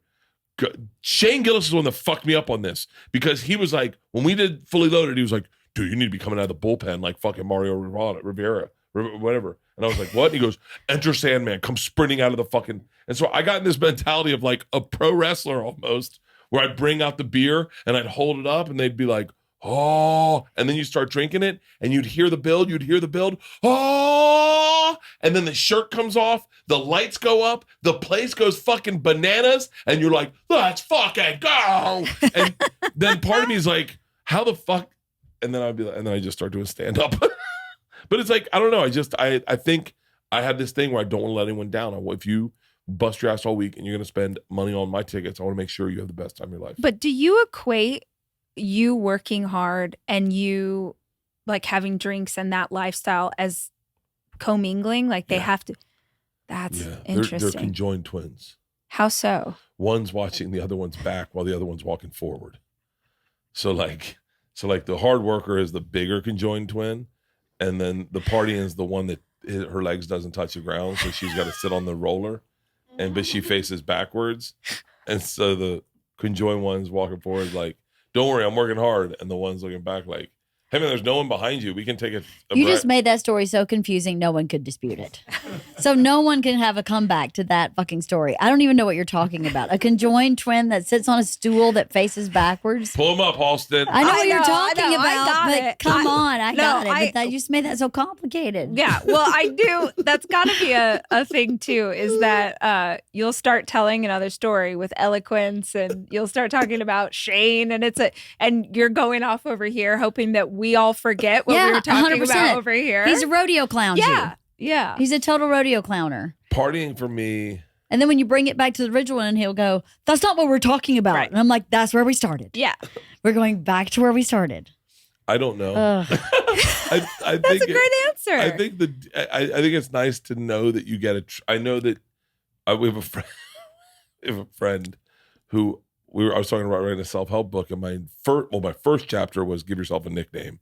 And by the way, after listening to Todd Herman podcast, I was like, that's a real fucking chapter. Yeah. That's a real fucking chapter. Absolutely. That's a real fucking chapter. Second chapter, treats. I can do anything if I know a treat's coming. If I know I get treats at the end of the day, and sex is a treat, joints are a treat, cigars a treat, alcohol's been a very trustworthy treat. Food has been maybe my favorite treat in the world. But if I know there's a treat coming, I can do anything. Well, can I ask though, are you like in a day of a show, are you like super clean on top of it to get to the treat on the other side? I'm going to answer this. I know everyone's going to have different opinions because apparently my truth isn't the truth. My day of a show, and I'm not talking about Fully Loaded, I'm talking about regular tour. Day of a show, I wake up, I eat like shit. I'll eat whatever. I try to eat good, but I eat. Trying's and then failing. I'll work out. Trying's failing. I work out. I take a nap, and then I do the show. That's my day, right? Pretty similar. Shifts around a little bit. Yeah, shifts around. Catering makes it a little easier. I eat a little healthier, but like. Well, one of LeeAnn's ideas was that you were going to bring meals on tour with you. But we have catering, so in the arenas we bring a caterer with us. So we just need to tell her. I think it's her, same one, but we just tell her, you need to make. We just advance and go. We need some keto options, or we need some healthy options, and then we do that, and then you don't look. The Teamsters aren't happy because they want what they want, right? But then I can eat what I want. Yeah. So But yeah, I'm pretty clean. And then what's crazy is I'm a lot healthier on the road than I know anywhere else because I won't usually. Fully loaded is a different beast, but usually I don't start drinking. Usually I say this arena tour has been a little different, but usually I don't really start drinking until I get off stage. That's when I have a Tito's and soda. And so usually I'm a lot healthier because my drinking happens later in the night, and then we fall asleep, we get on the road, wake up, and then you have a full fucking day of not boozing. Fully loaded is a different beast because it's all comics. We're all partying. We're all having a good time. Everyone gets on a boat and who's like, who wants a beer? And you're like, fuck it. I can definitely do a show. All we got to do is 15, So, and then you start smoking weed, and then all of a sudden things get away from you. The wheels come off. The wheels come off, and everyone's like, who wants to eat mushrooms? Well, it sounds like going into the tour that you're about to go on, just based on what we've all talked about, the simplest solution is you're not going to have a drink until the show's done. Well, that's easy. That's easy. Yeah. But that would be easy. A big change, it sounds like, based on what just happened from Fully Loaded. What would be cool? It would be a reset to what was happening before. Yeah. I'll tell you what would be really cool. Yeah. And I mean this sincerely. No one really can tell that if I'm drinking or not drinking. My show is better, I think, honestly, if I'm not drinking. That's why I never really drank on stage. What would be cool is to not have a drink until I get off stage. And then off stage decide if I want to drink that night. Yeah, that would be cool great. Because a lot of times I drink out of just why not? I'm looking at this first week, and I go, Raleigh is on a Wednesday night, Charlotte's on Friday night, Atlanta's on Saturday night, and I was like, it would be cool because I go, I'm drinking in Atlanta because all my friends are there, but then I go, well, hold on. I wonder who is coming. Because there's been a couple times we've hung out backstage in Atlanta where you're like, I'm wasting a night of drinking. I'm just drinking with a bunch of people I do not want to talk to. None of my friends showed up. Right. And it's just, I'm sitting with this fucking random, I don't want to say their names, but it's sometimes you've just been like, oh, cool. And so. Have you ever done a week of tour without a drink? Yeah, I've done a month. Have you really? Often. Sober October. Oh, cool. Yeah. And did you feel like the shows were better? Did you feel like your mind was clearer? Or just whatever? So, correct me. Please, obviously correct me. Because I want to stay honest in all of this. There is a different mindset when you're not drinking for a bet versus not drinking by choice. I am not drinking by choice right now. And my mentality about it is a lot more clear. Healthy. It's I'm not drinking because I want to lose weight. Mm-hmm. And one of my real motivations is, and this sounds really crazy, I'm not drinking so that I still can drink. No, I get that. I want to make sure that I can drink. I want to make sure that on my cruise, I want to booze hard as fuck. And I want to have that opportunity by getting into a weight class where when I drink, I'm not the guy that's red as fuck that everyone's worried about because it's not fun. And I'll tell you really quick, my mentality, I've always had a hard time not drinking on flights. And then we flew to Detroit and then back from Detroit. And for whatever reason, because I knew I could drink if I wanted to drink. No one's told me I can't drink. There's no rules here. So I knew that if turbulence gets bad, I can have a drink. If it gets worse, I'll fucking get wasted. No one's gonna say a word to me, and I'm not hurting anyone. It's my choice. But I didn't need to drink. I really didn't need to drink. And we had turbulence on our first takeoff and on our second takeoff, and I was cool with it. I was cool. I had this real moment of going, this isn't how I go out. Really casually, the way you can look at anxiety from the outside and go, this is totally normal. I've had tons worse than this. This is totally fine. We got up there. None of the fucking voices were in my head. I did some stuff that I normally do during Sober October. I play this stupid fucking video game just nonstop. And so it just distracts me.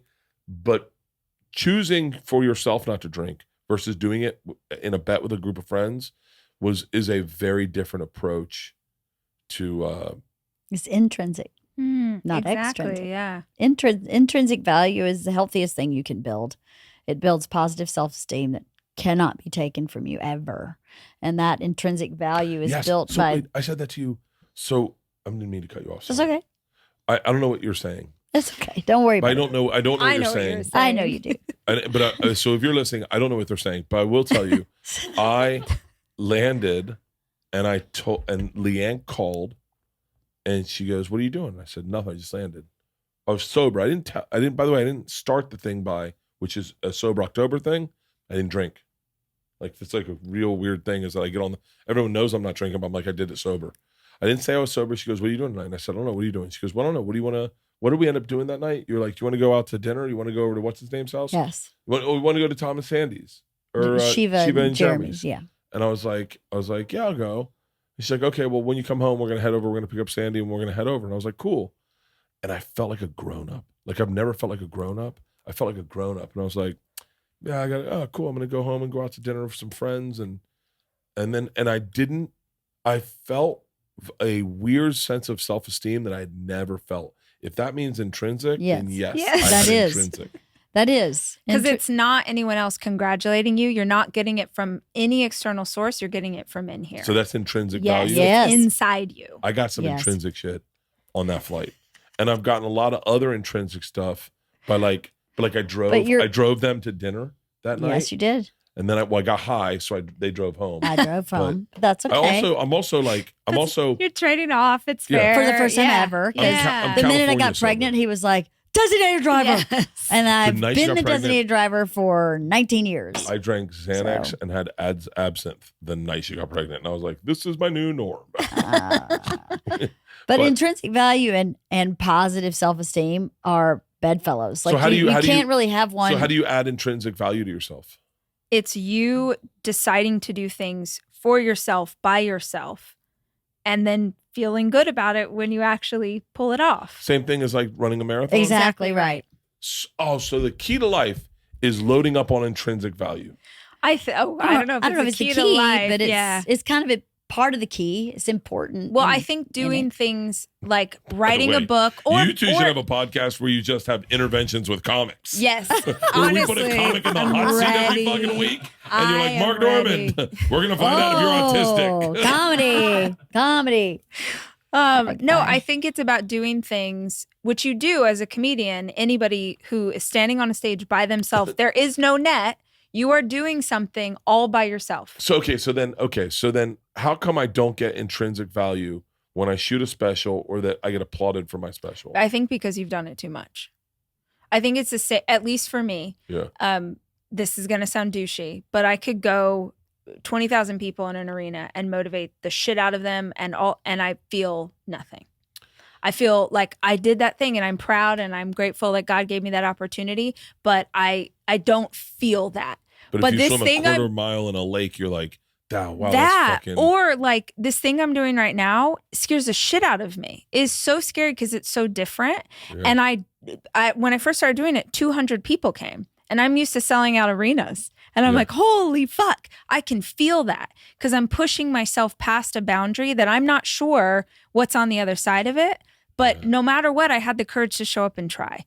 And that's the feeling. That's the courage or the self-esteem that I'm getting out of that moment. But I guarantee when you first started telling jokes, you felt like, holy shit. Oh, I had intrinsic value. Oh, yeah, because I did go, I'm a comedian. I'm the guy who said, I get to really say I'm a comedian now. I remember being proud on planes. To higher and higher levels. And I would be like, I'm a comedian and I'm not lying about that. Because there was a time where every comic's like, oh, I'm a comedian, but you're not really. Right. You're making no money. Yeah, and how you build intrinsic value changes as your life changes. Yeah. So what mattered to you in your 20s that really intrinsically mattered to you in your 20s might not matter to you in your 50s. Good point. So there's something that shifts. You just have to, I think one of the key things to being successful in life is pure curiosity, to be curious about yourself, to be curious about where your shortcomings are, about where your successes lie, about what makes you happy, to be really curious about it, because curiosity doesn't really have a lot of judgment with it. It's really pure as, I don't know if you call curiosity an emotion, but as a way of approaching life, maybe if you're curious, like why are we fighting right now? What is this about really? Or why is my daughter lying to me? Instead of being like, you're fucking lying to me, to go, but why is it happening? Why? Because then that curiosity will spark your brain to think outside of the box that you're used to thinking in, or because if you stay in the same box, then you come to the same conclusion over and over again. But curiosity pushes you outside of that box. And that curiosity about life will lead you to places where you can build more intrinsic value that maybe weren't there before. Should I travel to India by myself for intrinsic value? I think that you probably are not going to be able to get it in the same way as a comedian because you've hit levels, you've hit heights in that space. That I want to add my intrinsic value because I like it. It feels good. I think that you have to do shit that you don't normally do. You know what you did recently that gave you that is The Machine.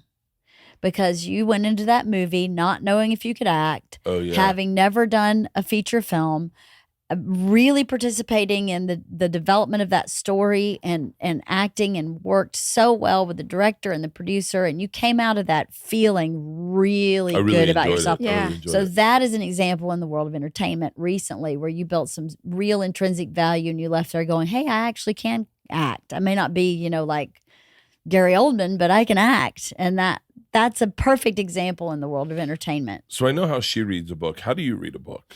In which, what do you mean? I mean this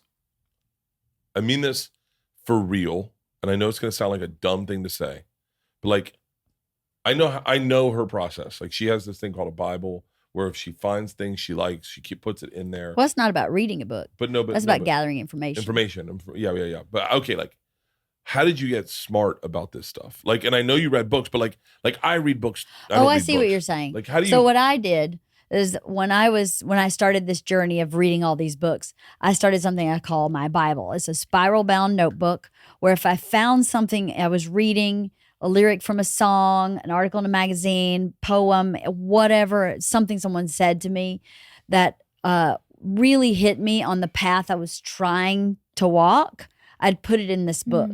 So I have a collection of thoughts and ideas and sayings that are what I believe to be my path for who I am or want to be. That's awesome. And so how is yours? That's how I remembered all of it too. Because you read book after book after book and you go, what's that one thing that I read in that one book? What did that mean? Now I've lost it. I'd be sitting here trying to repeat this story to someone going, you need tantric values. And they're like, huh? And I'm like, tantric. Yep. It takes a long time to get. You do need those too. Those are how did you get smart about things? And were you always smart? Were you No, I would say I'm very curious. Yeah. I would say it's why I don't have one kind of guest on the podcast. I have every kind of guest because I'm just like, oh, that sounds fascinating. Let's talk about it. But for me, like earlier when I was saying find an area of tension, that's basically how I live my life, is that I'm looking for areas of tension in my life. And then I'm like, dang, I'm really struggling with staying calm with my 6-year-old daughter because she's a strong-willed child and she takes everything I got and I'm exhausted. I'm like, okay, I didn't have this with her brothers. So I need to grow as a parent and a human right now to learn how to be a better mama for her. So I'll go on a path for that specific area of tension. Or when I was really struggling with anxiety, all I read about or learned about was anxiety. Or when I was really struggling with postpartum depression after my second son, I aim at what the problem is so that I can fix a problem. I think we're like, oh, if I add this or do this, or we always think we need to add to our life. But the reality is that our life gets better when we take things away. So you talked about Michelangelo earlier, and that's not the one I'm thinking of. I'm thinking of Da Vinci.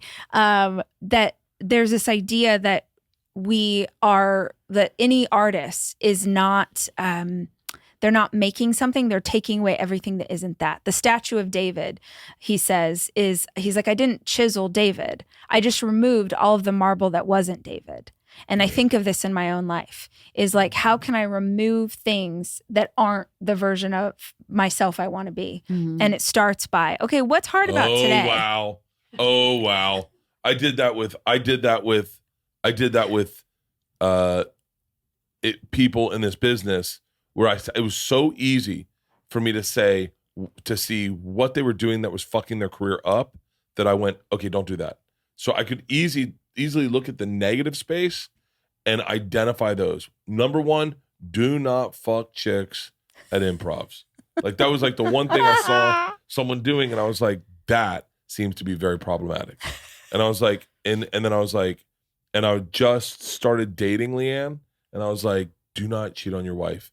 If you cheat on your wife, I'm seeing this go down a bad path. And I was like, that is something you do not want to do. Well, you say that because he did cheat on a lot of previous girls. You. But what she's saying is go over to where the tension is and remove it. So you removed the fact that you had been, he was a big cheater, but to me, he's not cheating. I believe there's a narcissistic thought, but I believed there's one book we're writing, and it's the book of Bert Kreischer. And in that story, everyone that isn't a main character is just going to be forgotten about. So let's just get to that main character. Let the hero meet his damsel, and let's get there. And whatever shrapnel we have along the way is exactly that, shrapnel. Wow. Like, let's get to the fucking story. And so I was like, if you were dating someone and you met someone that swept you away, explore that. Why would you deny that? Why would you say this isn't I wish I could, but I've got a girlfriend. Fucking walk through that door and then pay the piper later. And it got me to her, and it worked. And it worked. But it didn't work with me. No, but I said this is the one I want. I got my damsel. The story's over. Let's write our second. Let's do the second novel where we go to the Schreier and look for the key. Is that whatever? I don't know. Whatever that means. I'm trying to get But Peter I involved. want to say, Peter's really into fantasy books. Oh, I know. We talked about fantasy books with Peter for a while during my podcast. I want to talk about one thing you said, because I think people who are listening might benefit, is that when I first started trying to go to the tension and remove it, it was very scary. But the more you do it, the easier it becomes. Yeah. And then all of a sudden you get almost excited to find the tension and remove it. Yeah.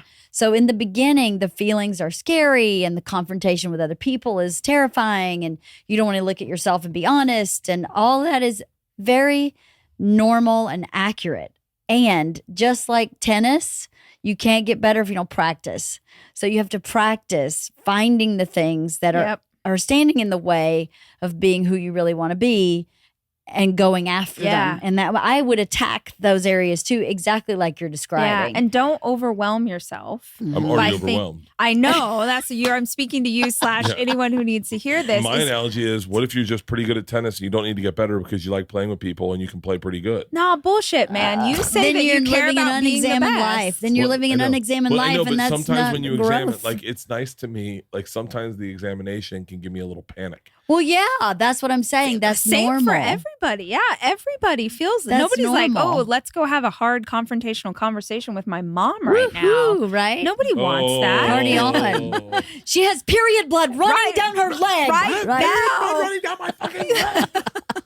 I remember one time we were driving down the street, and my sister and I were fighting, and Annie's like, Mom, he's hitting me. And she reached back and gave her a book and goes, hit him with this. And I went, wait, what about me? And she's like, defend yourself. My mom's a fucking wild one. But yeah, like sometimes I wake up, so I try to journal every morning, and I focus on a word or a period of words. The other day on her birthday, the word was celebrate. I try to find the places where celebrate means something to me, and I try to find celebrations in life, but like I definitely have had mornings where the negative stuff comes my way, and I'm like, motherfucker. And then I go, I just want to get it out of my head so I can move forward. But you could welcome it and say, what's the lesson in here? What's the gift in this opportunity? Right. Because it's being brought to you, it's being put in your lap. So that's a huge, all of life can be looked at as an opportunity. All of it, even the terrible stuff. What's the opportunity in this? Yeah. Is it to give to somebody to learn a lesson? Is it to heal something? Is it to teach yourself something? What is it? There's an opportunity in every minute. Even when you screw up. Yeah, I mean, all of us screw up. I screw up all the time. And that's another opportunity to go. Like you just said, this daughter is challenging for me. How can I be a better mama? It doesn't mean that the mistakes you made that maybe weren't the prettiest make you not worthy of trying to figure that out. It's an opportunity. All those negative thoughts are opportunities because you get to debunk them. Most of them are lies anyway. So, the lie I said to myself, who do you think you are? It was a lie. Right. I didn't even know that was in me. I've been in therapy for fucking years. And when that guy said that to me, I was like, I can't believe my brain still says exactly the words my mother said to me constantly. Who do you think you are? I knew exactly where it came from. And it came up and I didn't even know it was still there. What an opportunity. What did I do? I went, well, then I'm going to start my podcast because that's who I think I am. And constantly, I said this to, I think, Christine the other day. I don't even know why anybody would want to listen to me. What am I have to say? I still fight it even today. Right. But that's okay because she keeps booking people and I just keep showing up. I'm just kidding. I love my podcast. I enjoy it so much. Sweet. What do your parents think about you? Oh, we don't have enough time to get into my parents. For real? There's not. Oh, yeah. They're super proud.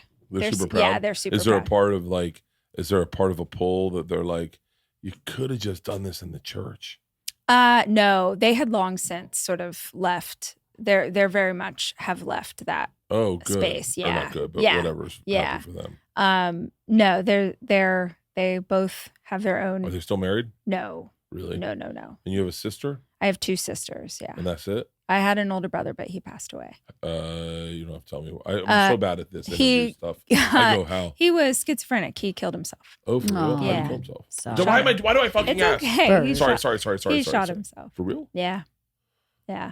And schizophrenic, at what age did it start showing up? Early. I mean, he died when he was 17. Oh my goodness. Yeah, that's really unusual. Yeah, he was very young. And I think it's a totally different thing, but I years later was talking to a neurologist who said, I grew up in Bakersfield, so Central Valley of California, and he was saying how often Lyme's disease shows up as schizophrenia. Wow. And then they treat it as schizophrenia. And there's no way to know. I mean, he's been gone for so long.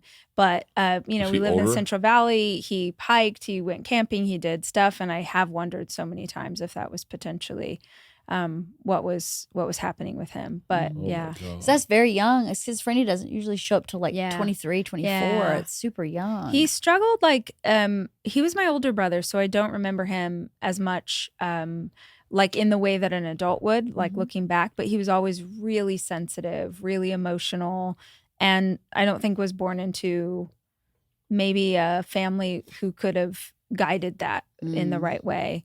And so when he started to struggle, I mean, God bless, my parents did everything they knew how to do, but I think that looked like a lot of psychiatrists and a lot of pills, and it didn't work. That stinks. Yeah.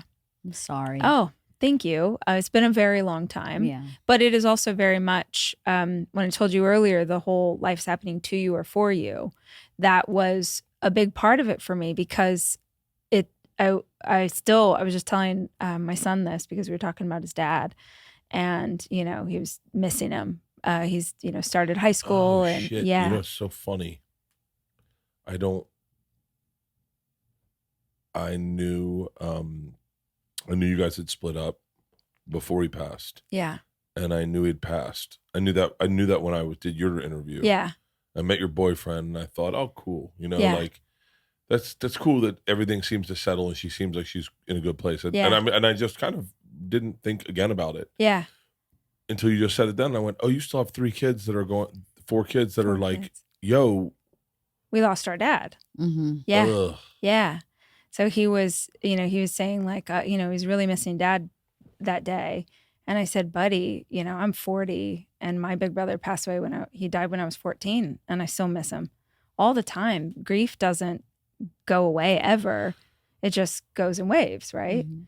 But even in that, I know that I would not be the person I am today if I hadn't gone through losing Ryan. You know what's interesting about this conversation is I feel like, especially when you talk about, I've lived my life so out loud that I feel like no one can call me on my shit.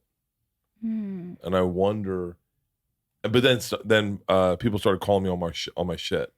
Like my daughters started calling me on my shit. Well, you have shit you don't realize you have. That's the thing. What's out on the table is what you know about. But there are things you don't know about. that your kids call you on, right? I don't know. What is it? Well, you just said my kids call me on shit. I'm just. My daughters have never once, ever in my entire life talked about my drinking ever. Then they went on Fully Loaded and both independently talked to me. And they were like, you're from the outside looking in, you're drinking a lot. And I was like, for real? Like in my head, I was like, because also it's like, it was a vacation for me. Like I had the girls with me and Big J, we'd all wake up and we'd all have cold beers in the fucking. But your kids weren't with you when you were doing that. You were with Big J. And no, they else. saw that. They saw it. They saw that. And so like, and then recently, because I quit drinking, like the other day we're in fucking, I made a joke out of it I'm on stage last night because that's what you do. But there is a truth to it, is we're sitting at Starbucks, Isla's 17, we're sitting at Starbucks, and she just goes, I like you better sober. And I went, well, yeah, of course. And she goes, no, like for periods of time, you're way more present. And I was like, what do you mean? She goes, like, when you're drinking, like, you're just like, you're like this. And she did the perfect Bert face of my lip down, like, and I went, really? And she goes, yeah, you just sit like that. Like right now, you would be like that. And I go, oh, I'm so glad I'm present. And I put my hand on her leg and she goes, no, that's what I'm talking about. Like, you're listening to me. Like, and I was like, really? She goes, yeah. She goes, I don't care if you drink again, but I just want you to know I like this guy. And I went, okay. And so I'm like, all right, so we're doing a road trip together. The whole family's doing a road trip in a couple of weeks. I said, well, it goes back even further. So like, and by the way, I'm way oversharing. I'm way oversharing, and I don't know how not. By the way, same. Yeah, you just saw me overshare. We edit your overshares out. But so LeeAnn had her birthday party, and I haven't been drinking for diet reasons. Like really, honestly, I'm so concerned with my weight. I've never been 270. It was a fucking game changer. I saw this picture of myself. It made me sick to my stomach. I couldn't believe that was my body. That the kid that grew up never being fat was that guy. It was so embarrassing. And I owned it. I posted it online. I said, this is my motivation. I will not be this guy. I will lose weight. And so I just was like, and so it wasn't like, hey, I got drunk and yelled at everyone. It was like, just like, hey, I'm going to stop drinking until I can lose some weight. And I said at first, I was like, I'm not going to drink until I'm 240. And then I was like, I'm not going to drink until I'm 230. Let's get another 10 pounds under my weight. Just so I like, if I drink, I can get it back under control. To like keep the weight off. I do not want to gain the weight back. So LeeAnn had her birthday party. We had a big birthday party. And I just said, and I said to myself, I'll probably drink for her birthday party, but then I'll just go back to not drinking. And then like day of, I go, I don't think I'm going to drink. I drank enough for both. Yeah. Good job. I was like, I'm not going to drink. I don't need to. I don't need it. And I was like, I can always smoke a joint if I want. I'll smoke a cigar. I'll hang out. It'll be fun. I'll have a good time. I don't have a problem not drinking to have a good time. I can have a great time. And I had a great time. But Isla came up to me in the middle and she goes, yo, fetus. She calls me fetus. She goes, are you drinking? And I went, no. She goes, you haven't had one. And I went, no. I go, hold on. No, I haven't. She goes, are you being serious? And I was like, yeah. She goes, you really kept to your word. You're not going to drink. I go, yeah. I go, hold on. She goes, I'm so proud of you. And I went, well, hold on. I go, Isla, just so you know, if I choose to drink, I'm going to fucking drink. She goes, no, I know that. But just like, you said you weren't going to drink and you didn't drink. And I was like, okay, this is crazy. Like, this is weird. Then Georgia came up to me. Isla came up to me. My sisters came up to me. And everyone was like, I'm so proud of you. And I was like, hold on. Has my life gotten to a place where like, this is a big deal that I'm not drinking? And then I was like, whatever. It's not a big deal. So then, because it still doesn't register with me. I'm just not drinking. And because I've done it at times, but I think I've done it on bets. So then that's different because I can hold the line. If it's a bet, then everyone's like, well, yeah, it's sober October. He's not going to be publicly humiliated. So then Isla says this to me in the car at Starbucks. And we're taking this big road trip. And we're in the car. And she's like defending herself a little bit. She goes, I don't care if you drink. I don't care if you drink. I'm just letting you know, like, this is the guy I like. And I was like, really? She goes, yeah, you're just really in our conversation. You're always, like, when you're not drinking, you're, like, really there. And I went, okay. Well, I said, that's really good to know. I said, but on this road trip, there's parts of the country where I will want to have, like, an ice-cold IPA and look at a river. Like there's like, I want you to know that like, this isn't out of my life. Like I said to her, I go, if it's a problem, I'll get it out of my life. But I'm not done with alcohol. And she goes, I don't need you to be done with alcohol. But what I want you to know is that I like this guy. And I was like, all right. I was like, cool. How often do you drink? I wish that I didn't want to have a cocktail every day. I wish. But I usually do. Yeah. And then I will go 2 or 3 days, maybe go a week, just to like reset my system. That's the resetting is the interesting part for me. It's supposed to be, I think, Kez will know better than me, but it's like 48 hours is what your liver needs to like process, your kidneys or some internal organ needs 48 hours clear. Well, he's probably laughing like, no, I'm going to do the math and think I'm going to need, if it's 48 hours for every day you drank, I will need. Not for every day, just years. 48 in between. Oh, okay. So you want to take a beat. But I do, I'm a pretty big lightweight. So I have like a cocktail. Drink. Yeah, maybe 2. Yeah. Maybe me too. Like I'll maybe have 2. Yeah. No, I will. That's my thing. It's like, I don't. Like when we started keto, someone's like, you can drink on keto. And I was like, shut up. And they're like, yeah, you can have like a glass of tequila. And I was like, who wants a glass of tequila? A cop or a narc? Yeah, a narc. Thanks. Like, yeah, what are you just holding one so that it looks? And someone's like, you can just have like a non-alcoholic beer. I was like, I don't need the calories. And yeah, like, why? Or get a sparkling water and hold it in your hand. I go, I don't need something in my hand. What the fuck's everyone's problem here? Like, what is wrong? How hard is this tightrope act you're doing of not drinking? But then LeeAnn did say, because LeeAnn would go, I don't need no drink. I could just have a sparkling water in a fancy glass. Have you heard me use this grammar at all? No, I do not speak like that. Fun. No, what I said to you was. And on LeeAnn's birthday party, I swear to God, I drank 7 sparkling liquid deaths. What I said I kept going there. Oh, it's tickling my throat. Maybe the treat needs to be something different. Like if the alcohol is the treat, well, what is an alcohol substitute that's still a treat? Weed. Like for me, I love sparkling water with lime in it. Yeah. So I don't drink it all day long every day. Yeah. I'll drink water. So it feels like something special. Yeah, it's like a transition. I drink water dinner, like crazy. Yeah. Weed is a fun treat. I am not a weed person. Me Are you a mushroom person? I've never had a mushroom. Ooh.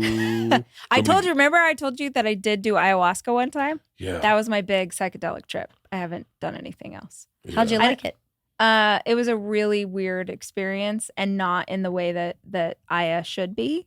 I was telling these guys, I went to this retreat where, oh, that's right. there were like 30 people and I'd never done anything like that. So I didn't know that there should probably be like 3 people. And then I was trapped in between like 2 dudes who were processing, just barfing, screaming, crying. It was like the 7th circle of hell. Oh my God. So I couldn't really like be in the medicine because I was just like, I was gonna throw up on me. Yeah, exactly. Oh my God. But yeah, I don't like weed because it makes me sleepy and I got too much shit to do. I like weed. It makes me empathetic. It makes me, I like it. I enjoy it. And I enjoy I enjoy the ritual of rolling a joint. I enjoy the ritual of lighting a joint. I enjoy having it in my fingers. I enjoy it going out and then relighting it. And I enjoy like just going like at LeeAnn's birthday, we went out, we had friends come early and we sat out and everyone had a cocktail. That's when I missed a cocktail. That's the only time I missed a cocktail is when everyone got there. The moment when people arrive at your house and you only get to say it once. What can I get you to drink? Yeah. Ooh. Oh, that's a fucking sexy saying. What can I get you to drink? And you watch them like rub their chest. What do I go, want? I was like, What do I want? Champers. Yeah, I think. So many things. Yeah, do you guys, I wouldn't mind. Could you make a Moscow Mule? And you're like, everyone want Moscow Mules? And then you make them for everyone. And everyone's like, and then one person goes, whoa, this is strong. And you're like, yeah, we're partying tonight. Yeah. That's the funnest. That's when I was bummed. Yeah. And then once everyone got their drinks, we all went and sat outside. And I lit a joint and I went, and the sun was setting and my brain was like, it's so cool sometimes. Sometimes I've had panic attacks on weed, but sometimes when you get wrapped in that warm blanket and your brain goes, this song is cool. the waiting is the hardest part. And you're like, shit, man, it is the hard. Like, it is the hardest. He's singing so honest right now. Oh, you don't know how it feels to be me? You don't know how it feels to be me. Tom Petty is a fucking genius. LeeAnn, how did he die? And then you're like, oh, fentanyl on a fucking private jet. Or that was Prince, maybe. And then you're like, fuck, we lost Tom Petty too soon. But you're really invested in it. And then your brain goes, look at how pretty the sunset is on that tree. God, I love that we have trees in our yard. Like, this is me on weed. And then I'm like, ooh. And then it's like, especially if you're smoking weed, if you get a little project, where you're like, what time's the sunset? And then everyone's like 7:10. You're like, we should all go upstairs and see the sunset. And then you get one guy that's on your team. I'd do that. Should we get cigars? You want to get cigars and go see the sunset? What time is it now? Oh, we got. And then you make a little project. That is the funnest thing of weed in the fucking world. My other favorite part. I'm not doing weed right, apparently. Oh, me neither. It makes me throw up. Is this I can't do it. I kind of wish. There are times, especially with 4 kids, I'm like, God, I wish I was a pothead right now. Well, here's the problem: is I got a window I can smoke it.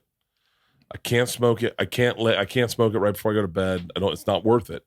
There's a witching hour in treats for me that if you miss the witching hour, it's useless. Got it. So if you don't catch that little angel's kiss of a moment in the day when the sun's starting to set, this is when LeeAnn's her fucking sexiest.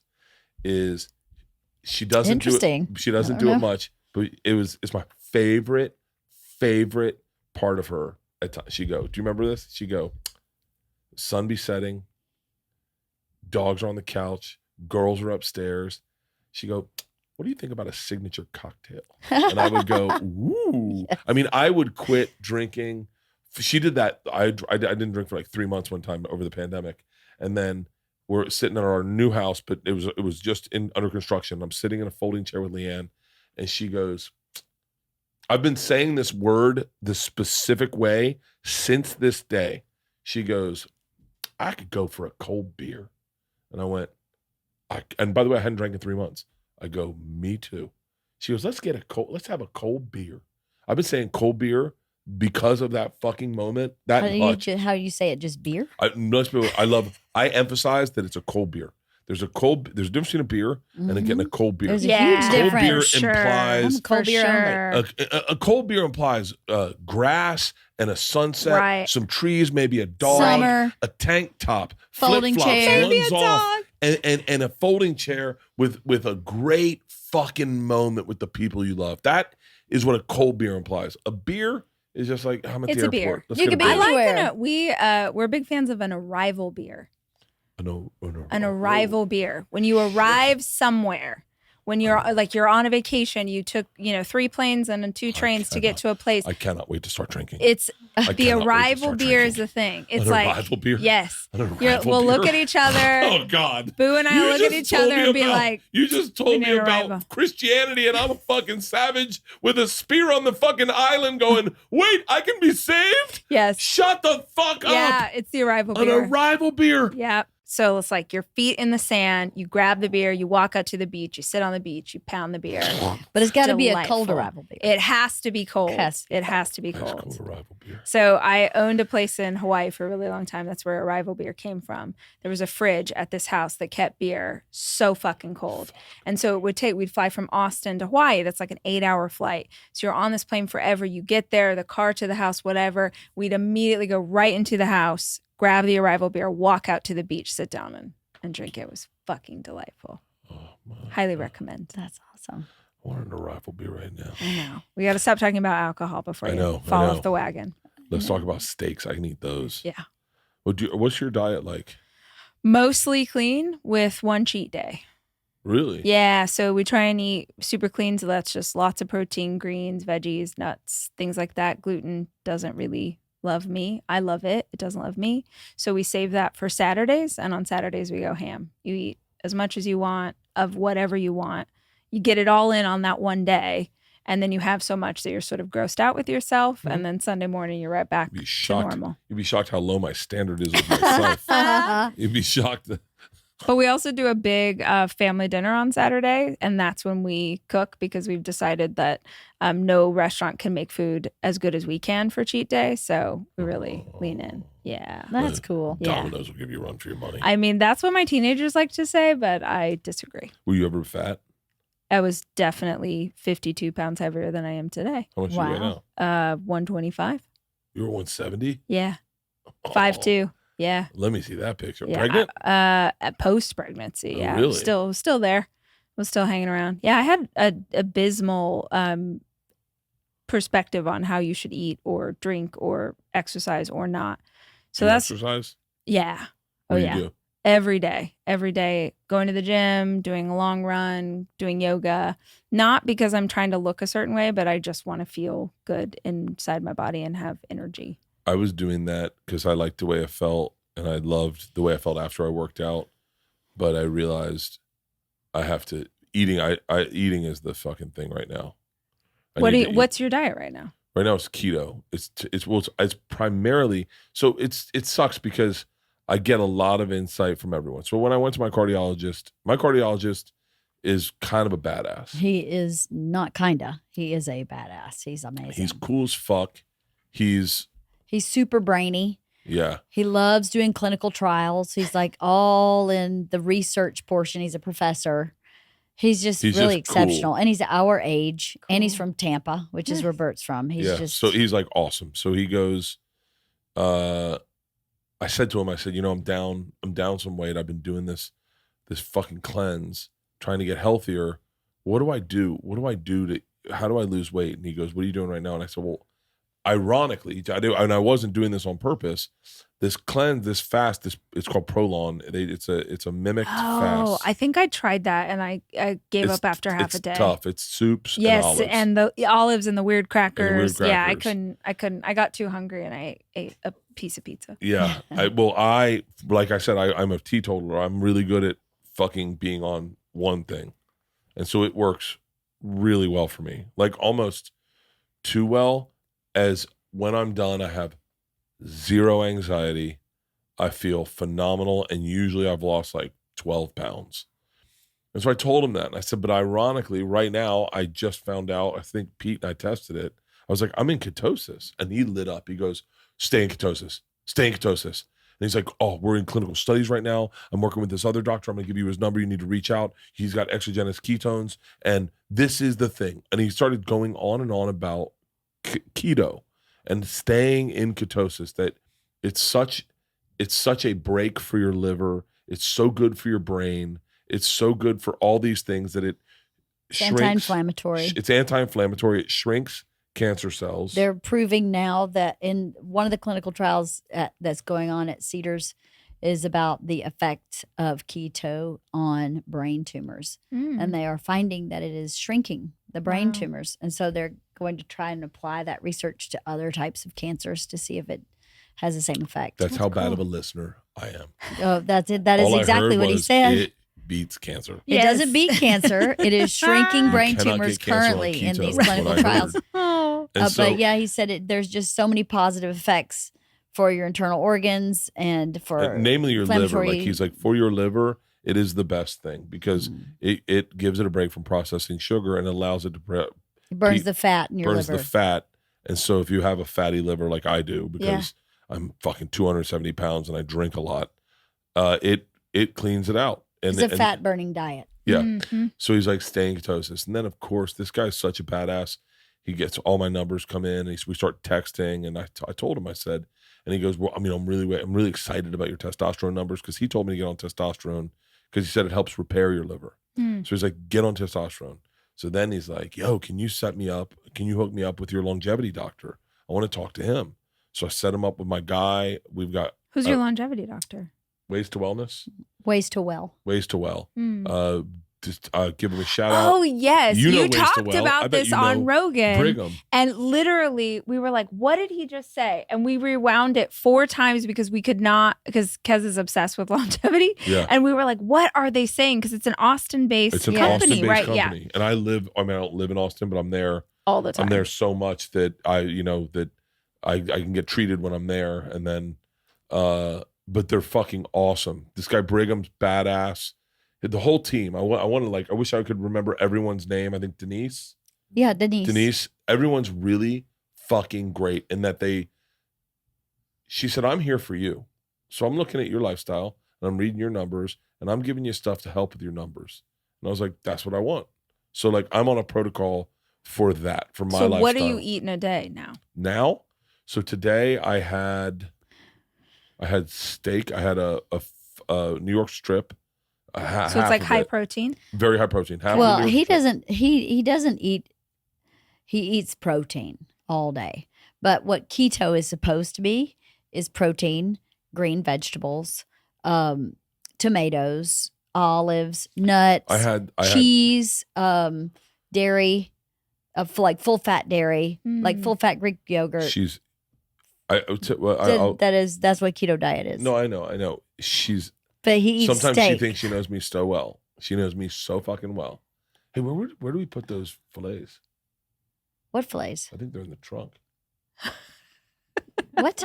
Those filet mignons. No. I got yesterday. You got filet mignons yesterday? Yeah, we put them in the bag from the beach.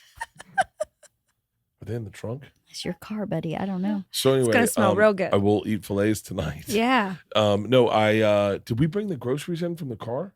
I did. The fillets are in there. Okay, good. So I will eat steak. I love steak. I love fish. I love cheese. I will eat cheese. I will eat a lot of avocado. I eat probably an avocado a day. Yeah. Watermelon, all types of berries. I won't touch watermelon. I won't touch berries. Only because my brain goes, that's not keto. Like that in my head, I go, that's a treat. It's anti-inflammatory. Yeah. Cantaloupe, star fruit. So I haven't fucked around with fruit too much. And I mean this lovingly, Joe, if you hear this.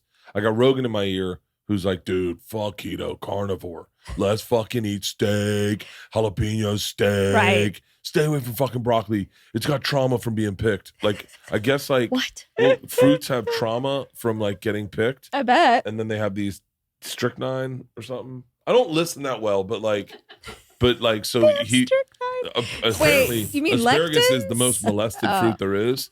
They molest the fuck out of asparagus. So when you eat asparagus, you get all its trauma. Google fruit trauma? Trauma vegetables. It's trauma. It's trauma. Fruit vegetables get trauma. They're not supposed to be eaten. And so how is trauma measured? By a chemical that's released after picked? He's gonna be like, that's not what I said. He's like, that is not what I said. That is absolutely not what I said to you. The impact of childhood experiences on fruit? No. That feels. What foods are good for trauma? This is one of those where you heard something. This wrong, is why. perhaps. Like, can I be misogynistic for a second? Probably not. Someone has processing issues. The processing. Right. Do vegetables have trauma? How long have you been on this new plan? The no drinking and the keto and all that? 3 weeks. About 3 weeks. 3 weeks. How's it going? It's great. Good. I love it. I'm very happy. Good. I'm very present. You sleeping better? Oh, yeah. Yeah. I mean, really good. Yeah. And I'm working out really good. I'm pushing myself pretty hard. Isn't it like kind of a bummer when you stop drinking and then you realize how much better you feel? You're like, yeah, right. Yeah. And when you're I eating do that. healthy too. Yeah, you're like, no oh, sugar, not a lot I of do carbs. sleep better, and I do know. have no brain fog. I could not do a sit-up to save my life. It would piss me off when people go, have you ever thought about doing a sit-up? And I'd be like, go fuck yourself. Who says that? My daughter, Isla. Oh, okay. She was like, hey, buddy, why don't we try doing a sit-up? And I went, Isla, I get it. That's where I'm fat. She goes, well, I'm just saying. But you know, when people critique you, if you have the thing they're critiquing, it's an insult and you get defensive. When you realize. For you. Yeah, for me. Yeah, your personality. But you realize they're just trying to be kind. Oh, my trainer just said this to me. He said, shit, I hope I can remember it. Where's your Bible? My Bible's at home. If you're upset because I'm questioning your behavior, it's because your behavior is questionable. If you're upset because I'm questioning your behavior, it's because your behavior is questionable. Because if your behavior wasn't questionable, you wouldn't be upset. Oh, okay. Hold on. Whoa. Hold on. Who just said this to me? Mikkel said that someone to me. said this to me. Someone said this to me. I just had a conversation, I think probably with Tommy, who's like, it only hurts you because it's real. Like because there was apparently, I'm not grandstanding that I don't read Reddit. I just don't know how to use Reddit. So I don't understand. I mean, I know that Reddit's there, and I know that if I Google it, I'll see it on Reddit. But when I click on it, I guess I don't have the app, or I haven't logged in. But apparently there was a huge Reddit about how fat I was. Like it was, I only know it because Red Band told me. Red Band's like, you're not as fat as Reddit says. And I was like, that's a great way to say hello. It's good seeing you too. And so, but I don't need to pull up the Reddit, Yeah, guys. Don't look it up. Okay. That was stressful for it. me. So, but I was saying to Tom, I was like, yeah, it's fucking makes me angry. And he goes, well, but if you had lost like 50 pounds and no one knew it, it wouldn't bother you at all. And I went, well, yeah, because I'd be skinny. And he goes, yeah, but that's the reason it's bothering you. Yeah, we only get defensive when we feel like there's something in it. Truth about it. Right? Because if someone was like, you're a purple alien, you'd be like, what the fuck is wrong with this person? Right. Like, because it wouldn't resonate. There was a rumor that I was cheating on LeeAnn, and I thought it was funny. Wrongfully, I thought it was funny, but I should have been like, oh, I should respect our marriage and not play into it. But I just thought it was funny that someone would think I'm fucking edited her name out. Because she was on a fucking bender, and she was. Is that a comedian? No, she's an actress. She's an actress. Yeah, and I just thought it was funny.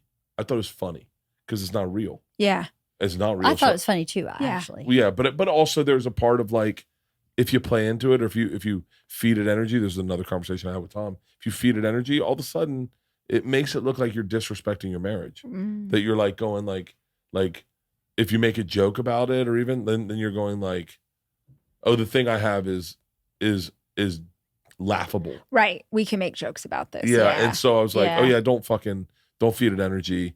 I don't want to feed it energy because that girl's going through a really rough time, and just happens that the married dude she's fucking, his wife's name's LeeAnn. And it was just like, it was everywhere. And I was like, I thought I'd play with it. And then Tom's like, do not, because you don't want to feed anything energy. You don't give it any. Yeah. I think nonstop about Richard Gere with the fucking gerbil up his ass. Because that was a lie, right? It was a lie. But but for my perspective, that was like, we just knew that was the truth. Yeah. Like, remember when they used to tell us that the one nerdy kid from The Sandlot grew up to be Marilyn Manson? Yes. Like, there were so many rumors Rod like Stewart that. had a pound of cum drained from his stomach. What? That was one that went. Yeah, you've heard that one, right? There's all these things that you're just like, oh, that's how it happened. Mikey from the Life cereal commercial ate a pound of Pop Rocks and drank a Coke, and his stomach exploded. I heard that one too. But like, that's crazy that like. Yeah, like Richard Gere, like that is a rumor. I've brought this up before, and do not edit this out. This drives me nuts. I was so callous with sharing that information as a child, as a high schooler. I mean, there's so many, and do you know Richard Gere has children? I'm certain, and they're like, he had them later in life after the rumor.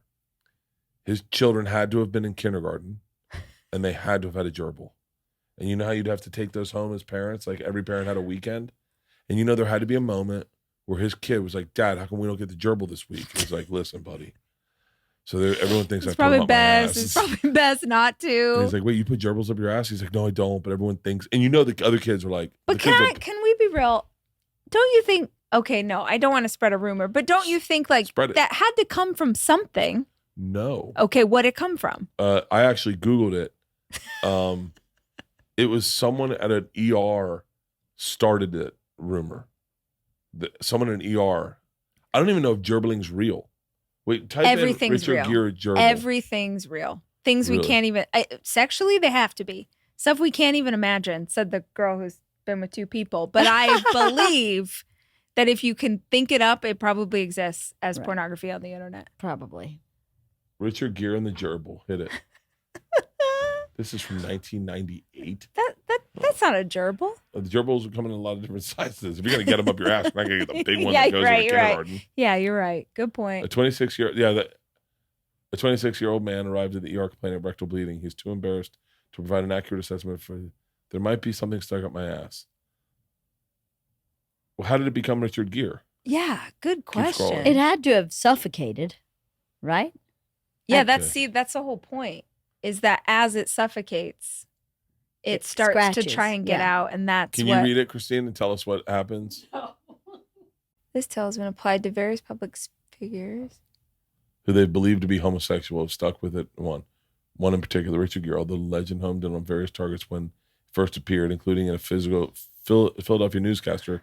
It had clung tenaciously to Richard Gere's name since the mid-1980s. Rumors had an emergency gerbilectomy at Cedars-Sinai in California spread far and wide, and countless doctors and nurses claimed to have participated in and been on hand during. Cedars-Sinai is apparently best staffed hospital in the world. So, okay, so you're telling me this is real? No, there's no way. Keep scrolling. Also, at the time that this gerbil incident happened, it had to be at the height of his career. And you're telling me one of the biggest movie stars in the world, star of Pretty Woman, can't have a gerbil removed from his ass in private. Come on. Think about it. Pete, we should get tongs for the bus because we're not going to the fucking emergency room. That's crazy, but like, yeah, there has to be some form. I wonder how many people ended up just putting gerbils up their ass because of that. 100%. That's got to be a thing. Oh, how Poor stressful. gerbil. Poor gerbil. Oh, wow. That's not who I think about in that story. Well, Maybe gerbils except what like a it. way to go. Involuntarily had a How would you gerbil even shoved get their it ass. up there? How? You'd have to put I a can tube tell in you your right asshole now. Yeah. and then stick the And gerbil then, in the tube. like and a then- push pop. Like a PVC push pipe. pop. Well, you guys are, I mean, It'd have to be we something could like do that. it, like the tampon. I just learned about tampons. Yeah, so. we brought it Can you all the way imagine back getting a around. gerbil A lost in gerbil your ass? tampon, right? You know the panic that I have to set in when you can't get the gerbil out, and you're like, all right, hold on, let's just try one more time before we go to the hospital. That would be just awful. See, this is even crazier because how could you not get the gerbil out? Well, maybe Think it bit about it. into your Oh, God. and then and Wow. died with a tooth. Wow. Or a claw. In the prostate. Wow. Uh-huh. That's why I don't put stuff up my ass. Yeah, that's a Like, Good there's call. A number of reasons I don't put it up my ass. It's a great but like, rule. have you ever put a suppository up your ass? No, thank So God. this is my impression of a suppository, and this is why I don't put stuff up my ass. As you're trying to push it in, it goes. This is a suppository. It's like no. I'll take it from here, and then it just disappears. Once you break the seal, it just goes.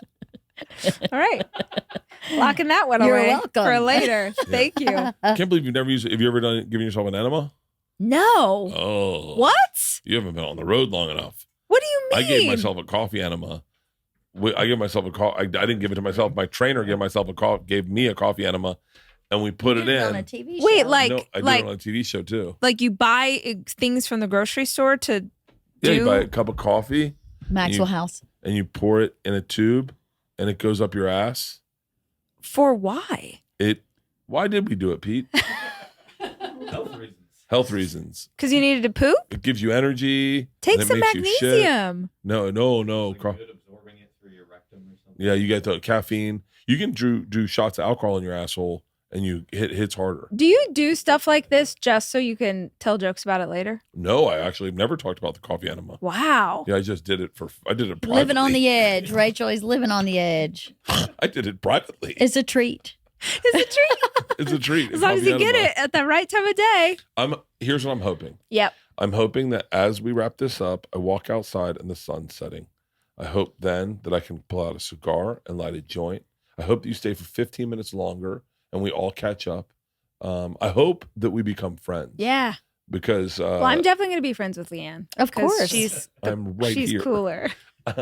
You guys have a lot in common. Yeah. Yeah, You guys I have think we a lot do, in yeah. common. And Once you started talking about intrinsic motivation, I was like, we're done. We're fine. Totally. Let's just go Twinning. get dinner. We're Yeah. twinning. and then You and can come on you my pull up- can you podcast pull and we up can Rachel's geek out tour about dates? it. Can you pull up Rachel's tour dates, please? Oh, I only have 2 coming up right now. What do So you I got? only do once a month because the kids. I know. Bro, they got one Make parent. Hey, while the sun shines. I would think love she's doing to. just fine. I like her model once a month. Yeah. Oh, wait. This is old. It's cash, but it's okay. The next ones are Minneapolis and Chicago. And I have a bunch coming in Texas that I have not announced yet. Really? There you go. Yeah. Do you miss Austin? Not at all. No, right? It's the worst city in the fucking world. God damn it. Why'd you move there? Was Rodeo. trying to save Rodeo. him. Rodeo.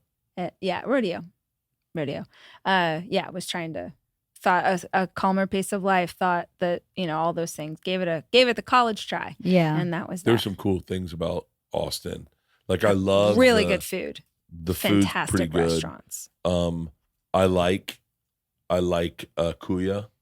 I like the hippies in Austin. Yeah. Like the hippies in Austin are authentically hippies. Yeah. Like the Aubrey Marcus vibe. Yes. Like I like that shit. We talked about this before. We don't have time for this conversation, but I could have a literal hour-long podcast talking about watching Aubrey's Instagram. I too. What's happening? I can't look away. I love it. Yeah. I'm confused. I'm excited. And then he's also hanging out with like Jake Paul boxing, and I don't understand how that ties in with I'm fascinated. He is. I am fascinated. I've been fascinated since I first. But no, Aubrey's an interesting guy to me because I first knew of Aubrey before I met him. I don't even think I've actually. I apologize, Aubrey, if I'm misremembering this, but I know Aubrey because we've DM'd and texted back and forth, and I think I've met Aubrey before a couple times, but I am like fan watching his Instagram because it's like him and Aaron Rodgers, and then all of a sudden there's like a ceremony at his house, right. And then everyone's on ayahuasca, and then everyone's on. There was some video the other day where he was like, he was like working with a sword, as you do. You work with a broadsword in the front yard. Yeah. But I sent it to all my friends, and in the background is just a giant crystal the size of this house. Like I shit you not. And I'm like, pull up Aubrey's Instagram. Please find this. And I couldn't even watch. Do you know who Aubrey Marcus is? No. Okay. I'm gonna. Once again, Aubrey, I'm sorry if I'm misremembering this. Aubrey is the guy. What's he doing? What's he up to? Oh, look, he's got 777 on his followers. What good energy. Will you find, if you scroll a little bit and look for a thing of him in his front yard working with it. There. So we got this, I think. Look, he's got a disc golf fucking goal. Wait, just wait till you see this crystal. Wait. What? Whoa. Giant dick crystal in the backyard while I do my broadsword work. Fucking look at how ripped. And by the way, this is so Aubrey.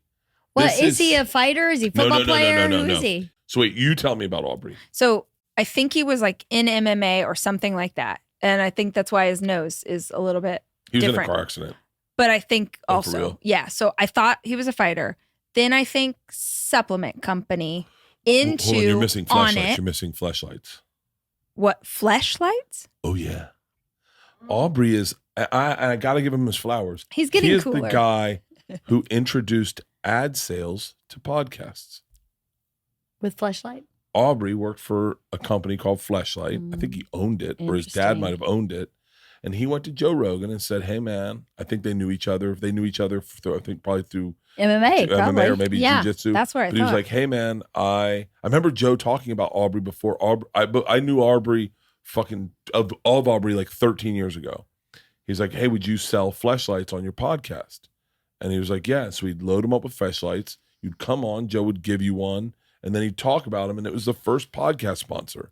And everyone said to Joe, you're doing the wrong fucking thing. And Joe's like, no, there's money in these podcasts. People are listening. We can sell products. In that time, Aubrey had a supplement company named On It. Yes. And he went to Joe and said, hey, man, I'd like to advertise. And by the way, once again, this is Bert Kreischer's revisionist history. Right. And Rachel's, because I think I know him, but I don't. And so he was like, hey, would you like to, I'd like to advertise my supplement company on your podcast. And at the time, Joe was being approached by a lot of supplement companies because Joe was really into nootropics, which is anyone who's had head injury, fixing it. Bill Romanowski came to Joe and said, I got these nootropics. I think they were maybe working together with Aubrey about these like things to help you heal and help you get to the next level. And so Joe said wisely, I'll tell you what, you don't have to advertise. Why don't I just buy into the company? Why don't I be a partner with you and we'll do the company together?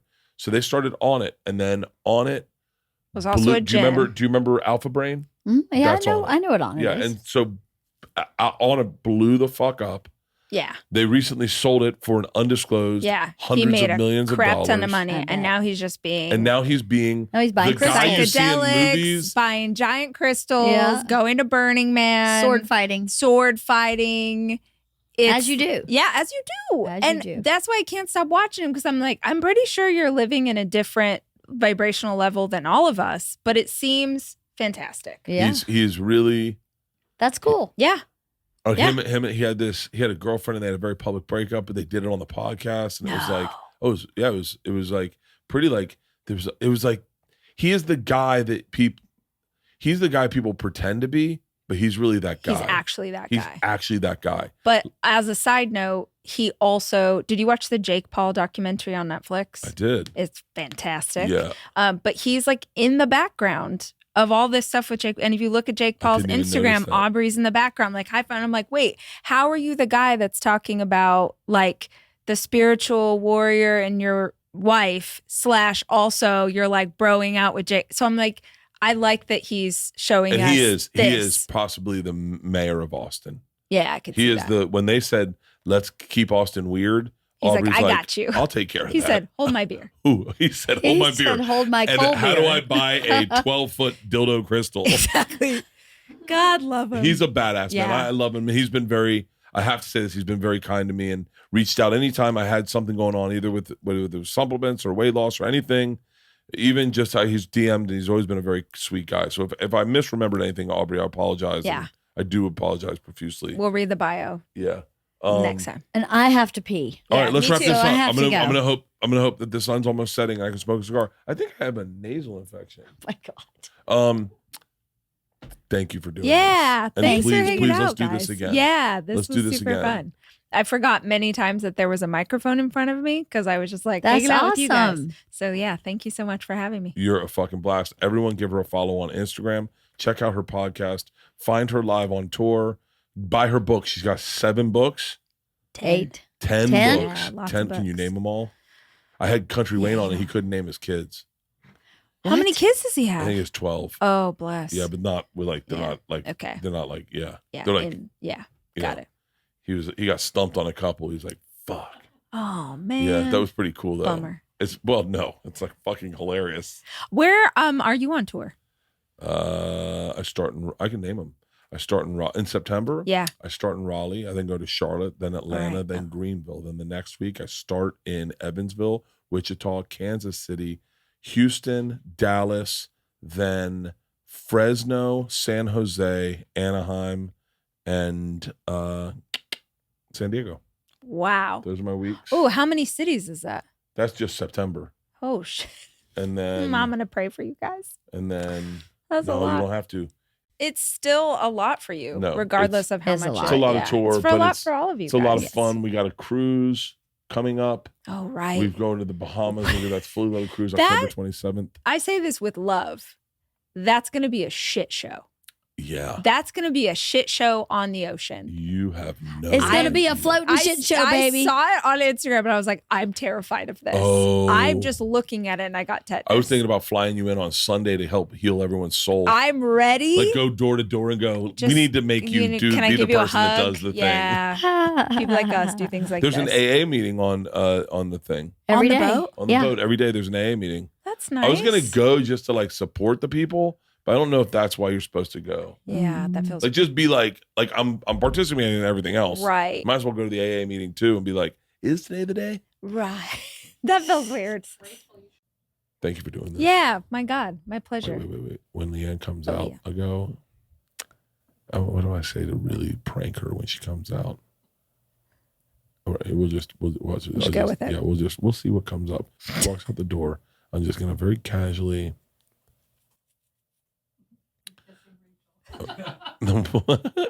And I'm crying. Where is we just start kissing?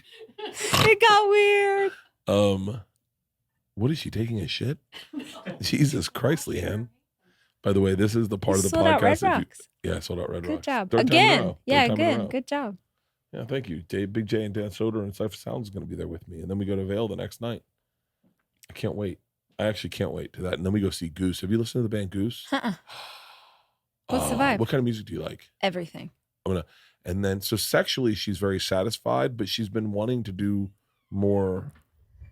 Oh, I'm sorry. I didn't even. I'm going to turn you on to Goose. Hey, thank you. Yeah, of course. Awesome.